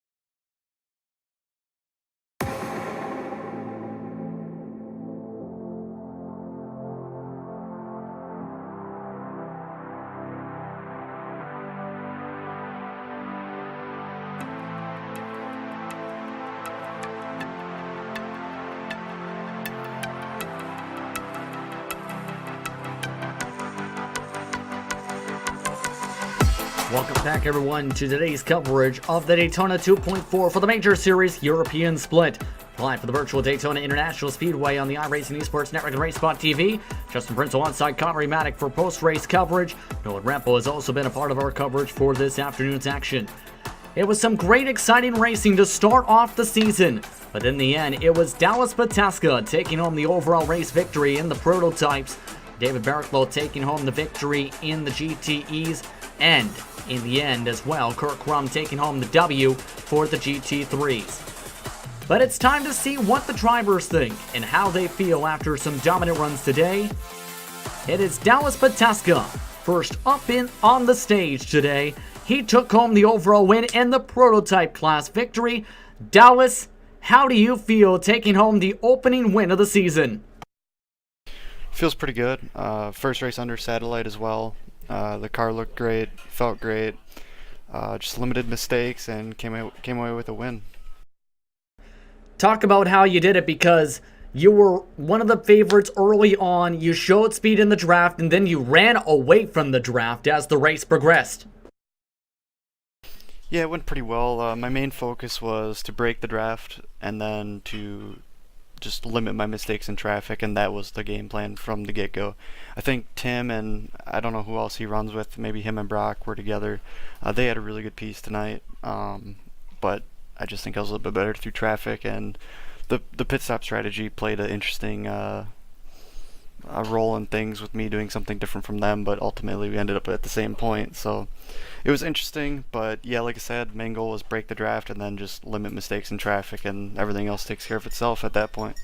How difficult was the traffic to get through as the race progressed? Well, I learned pretty quickly who to avoid and who I could really kind of lean into to get some extra time, but it was tough. It was about a 50-50 split through the field, where it was like, okay, these guys are going to be easy, they're going to do what you should do as a slower class in a multi-class race, but then there were other guys who wanted to get out of the way, so it made it difficult, but ultimately I feel like I did the best at it because I'm sitting here talking to you guys first. Next race, we go Cup Racing. It's the Clash on February the 1st. In terms of that week, your thoughts as we get ready to go to Daytona once again for stock car racing? I feel pretty good about it. NASCAR is pretty much what I've grown up racing on in terms of iRacing, so it's really a home field type of thing. But it's Daytona, so you never know. Anyone you want to thank for being a part of your victory today? Yeah, mainly just all the satellite guys, Nick, Cy, Ferris for winning the international split last night, or whenever they do that split. And really just all those guys for taking me on. It's been a pleasure to work with them so far, and yeah, I'm looking forward to the future with them. Congratulations on the victory today, Dallas. Thanks, guys. That is Dallas Pataska taking the W today. As now, the winner of your GTE class is standing by with Connery Maddock. It's David Barriclough. Yes, I am, and David, what a well-worked win for you guys here today in that Grizzly TFR Pro Car.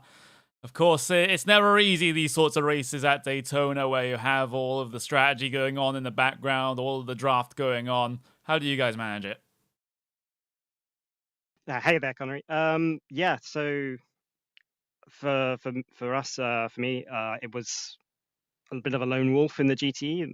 My teammates were all in the other cars, mostly the DP and also the GT3. So, well, we've been putting together a setup for the Daytona 24, which was a nice thing to have and use, which seemed to work out quite well for us. It was just mainly about being similar to what Dallas just said. It's mainly about executing a clean race, being good in traffic, and once the draft trains disappeared, going fast at that stage, I guess. You know, coming towards the sort of second half of that race, you did find a lot of your I guess closest competition really drop off, because early on you were fighting with Fasaponti, I believe, in those early stages, but unfortunately he had a couple of problems and got cycled down the order. And from that point forwards, you guys simply didn't look back. 28 seconds all the way back to Riley Thompson. When you saw Fasaponti have his issues, were you guys rubbing your hands together and thinking this thing's secured now? Pretty much. I mean, it was a case of you get the gap and then you conserve. And while it was tough trying to pull out the gap against Riley once we came out of the pits on the old tires. I had enough to be able to just maintain it and get through the traffic. And my focus was entirely on just staying clean, not taking any risks, not taking too much out of the car or out of the tires, and I think I did just about enough to maintain that gap and bring it home. So yeah, really happy about it. It's a shame. I was quite enjoying the race earlier on with Adam. He had really great pace. Actually caught back up after losing the draft at the start, and we had a bit of to and fro. There was a couple of interesting moves into turn one, which I enjoyed, and yeah, it's just unfortunate for him. I'm not quite sure what happened. Do you happen to know what happened on the first pit stop for him, or?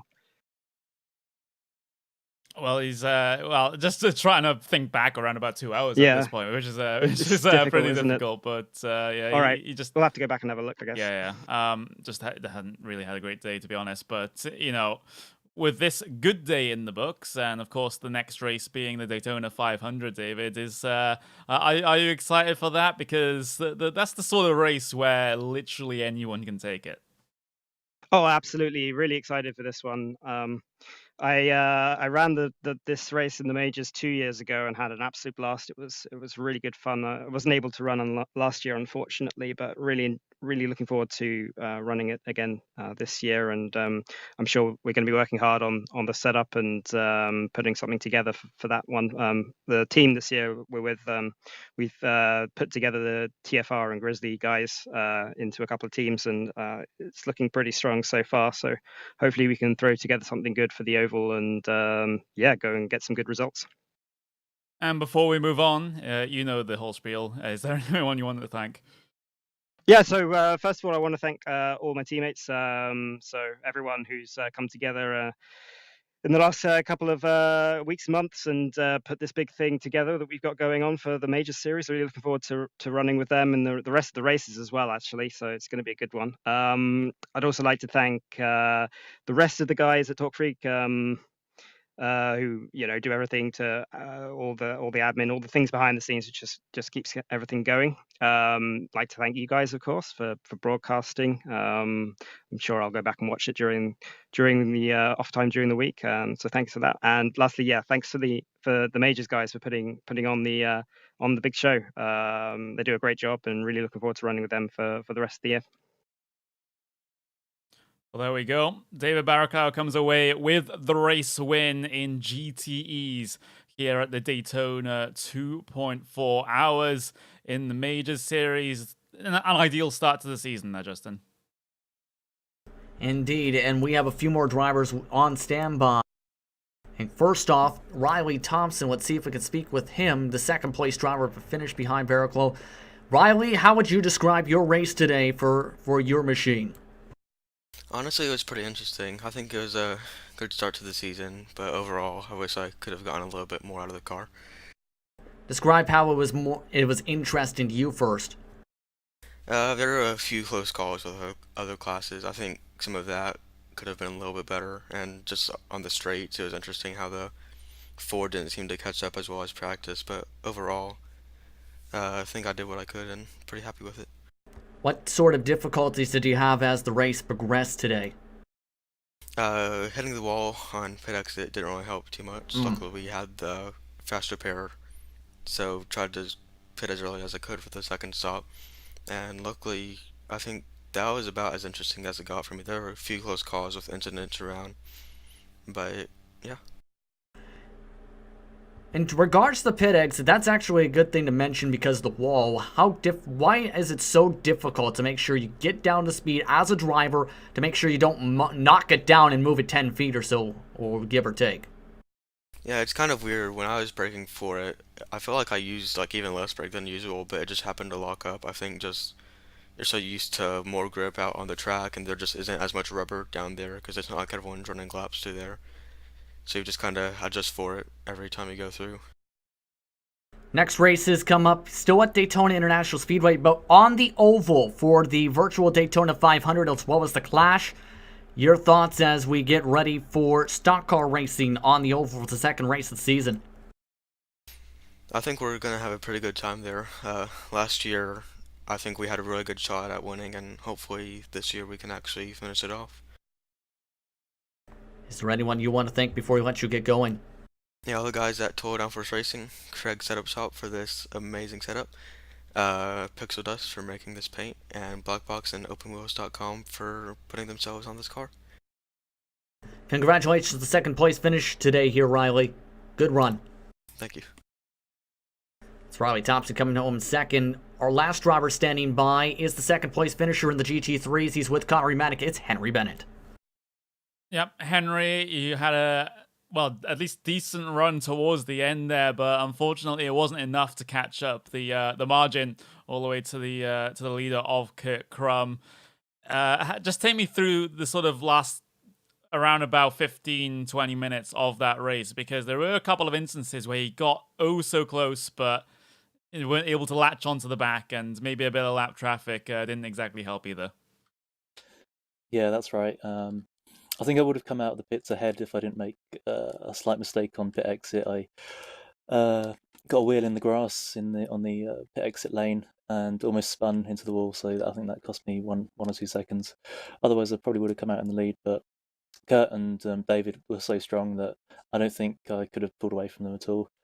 But yeah, the last few laps, it was just a matter of trying to deal with the traffic so I didn't lose Kurt's slipstream.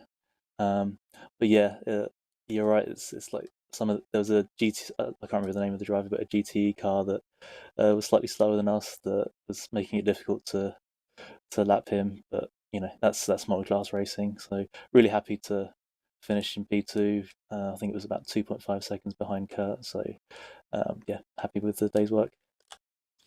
Yeah, it's still a very decent points haul, coming into the first round of the season. Second place, it's looking pretty good for you. Are you, feeling confident, through the next couple of rounds now, having gotten this one in the bag? Some drivers, they really, really, don't find their footing after they've had a bad first round. But since you've been able to get a good result here, are you able to take any confidence coming into the next couple?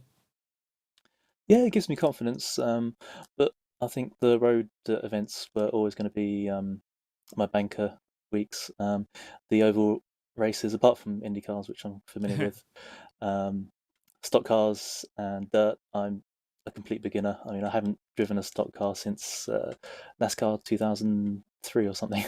So it'll be a big learning curve, but hopefully my IndyCar experience will help there. Yeah, hopefully, it's, a bit bulkier of a car and it has a roof, but, it's all the same on the ovals, right? But just only joking. But, with that done now, is there anyone you want to thank before we wrap up? Yeah, I'd like to thank everyone at TDR Motorsport. They brought me in at the last minute, last second, and yeah, it's really been helpful.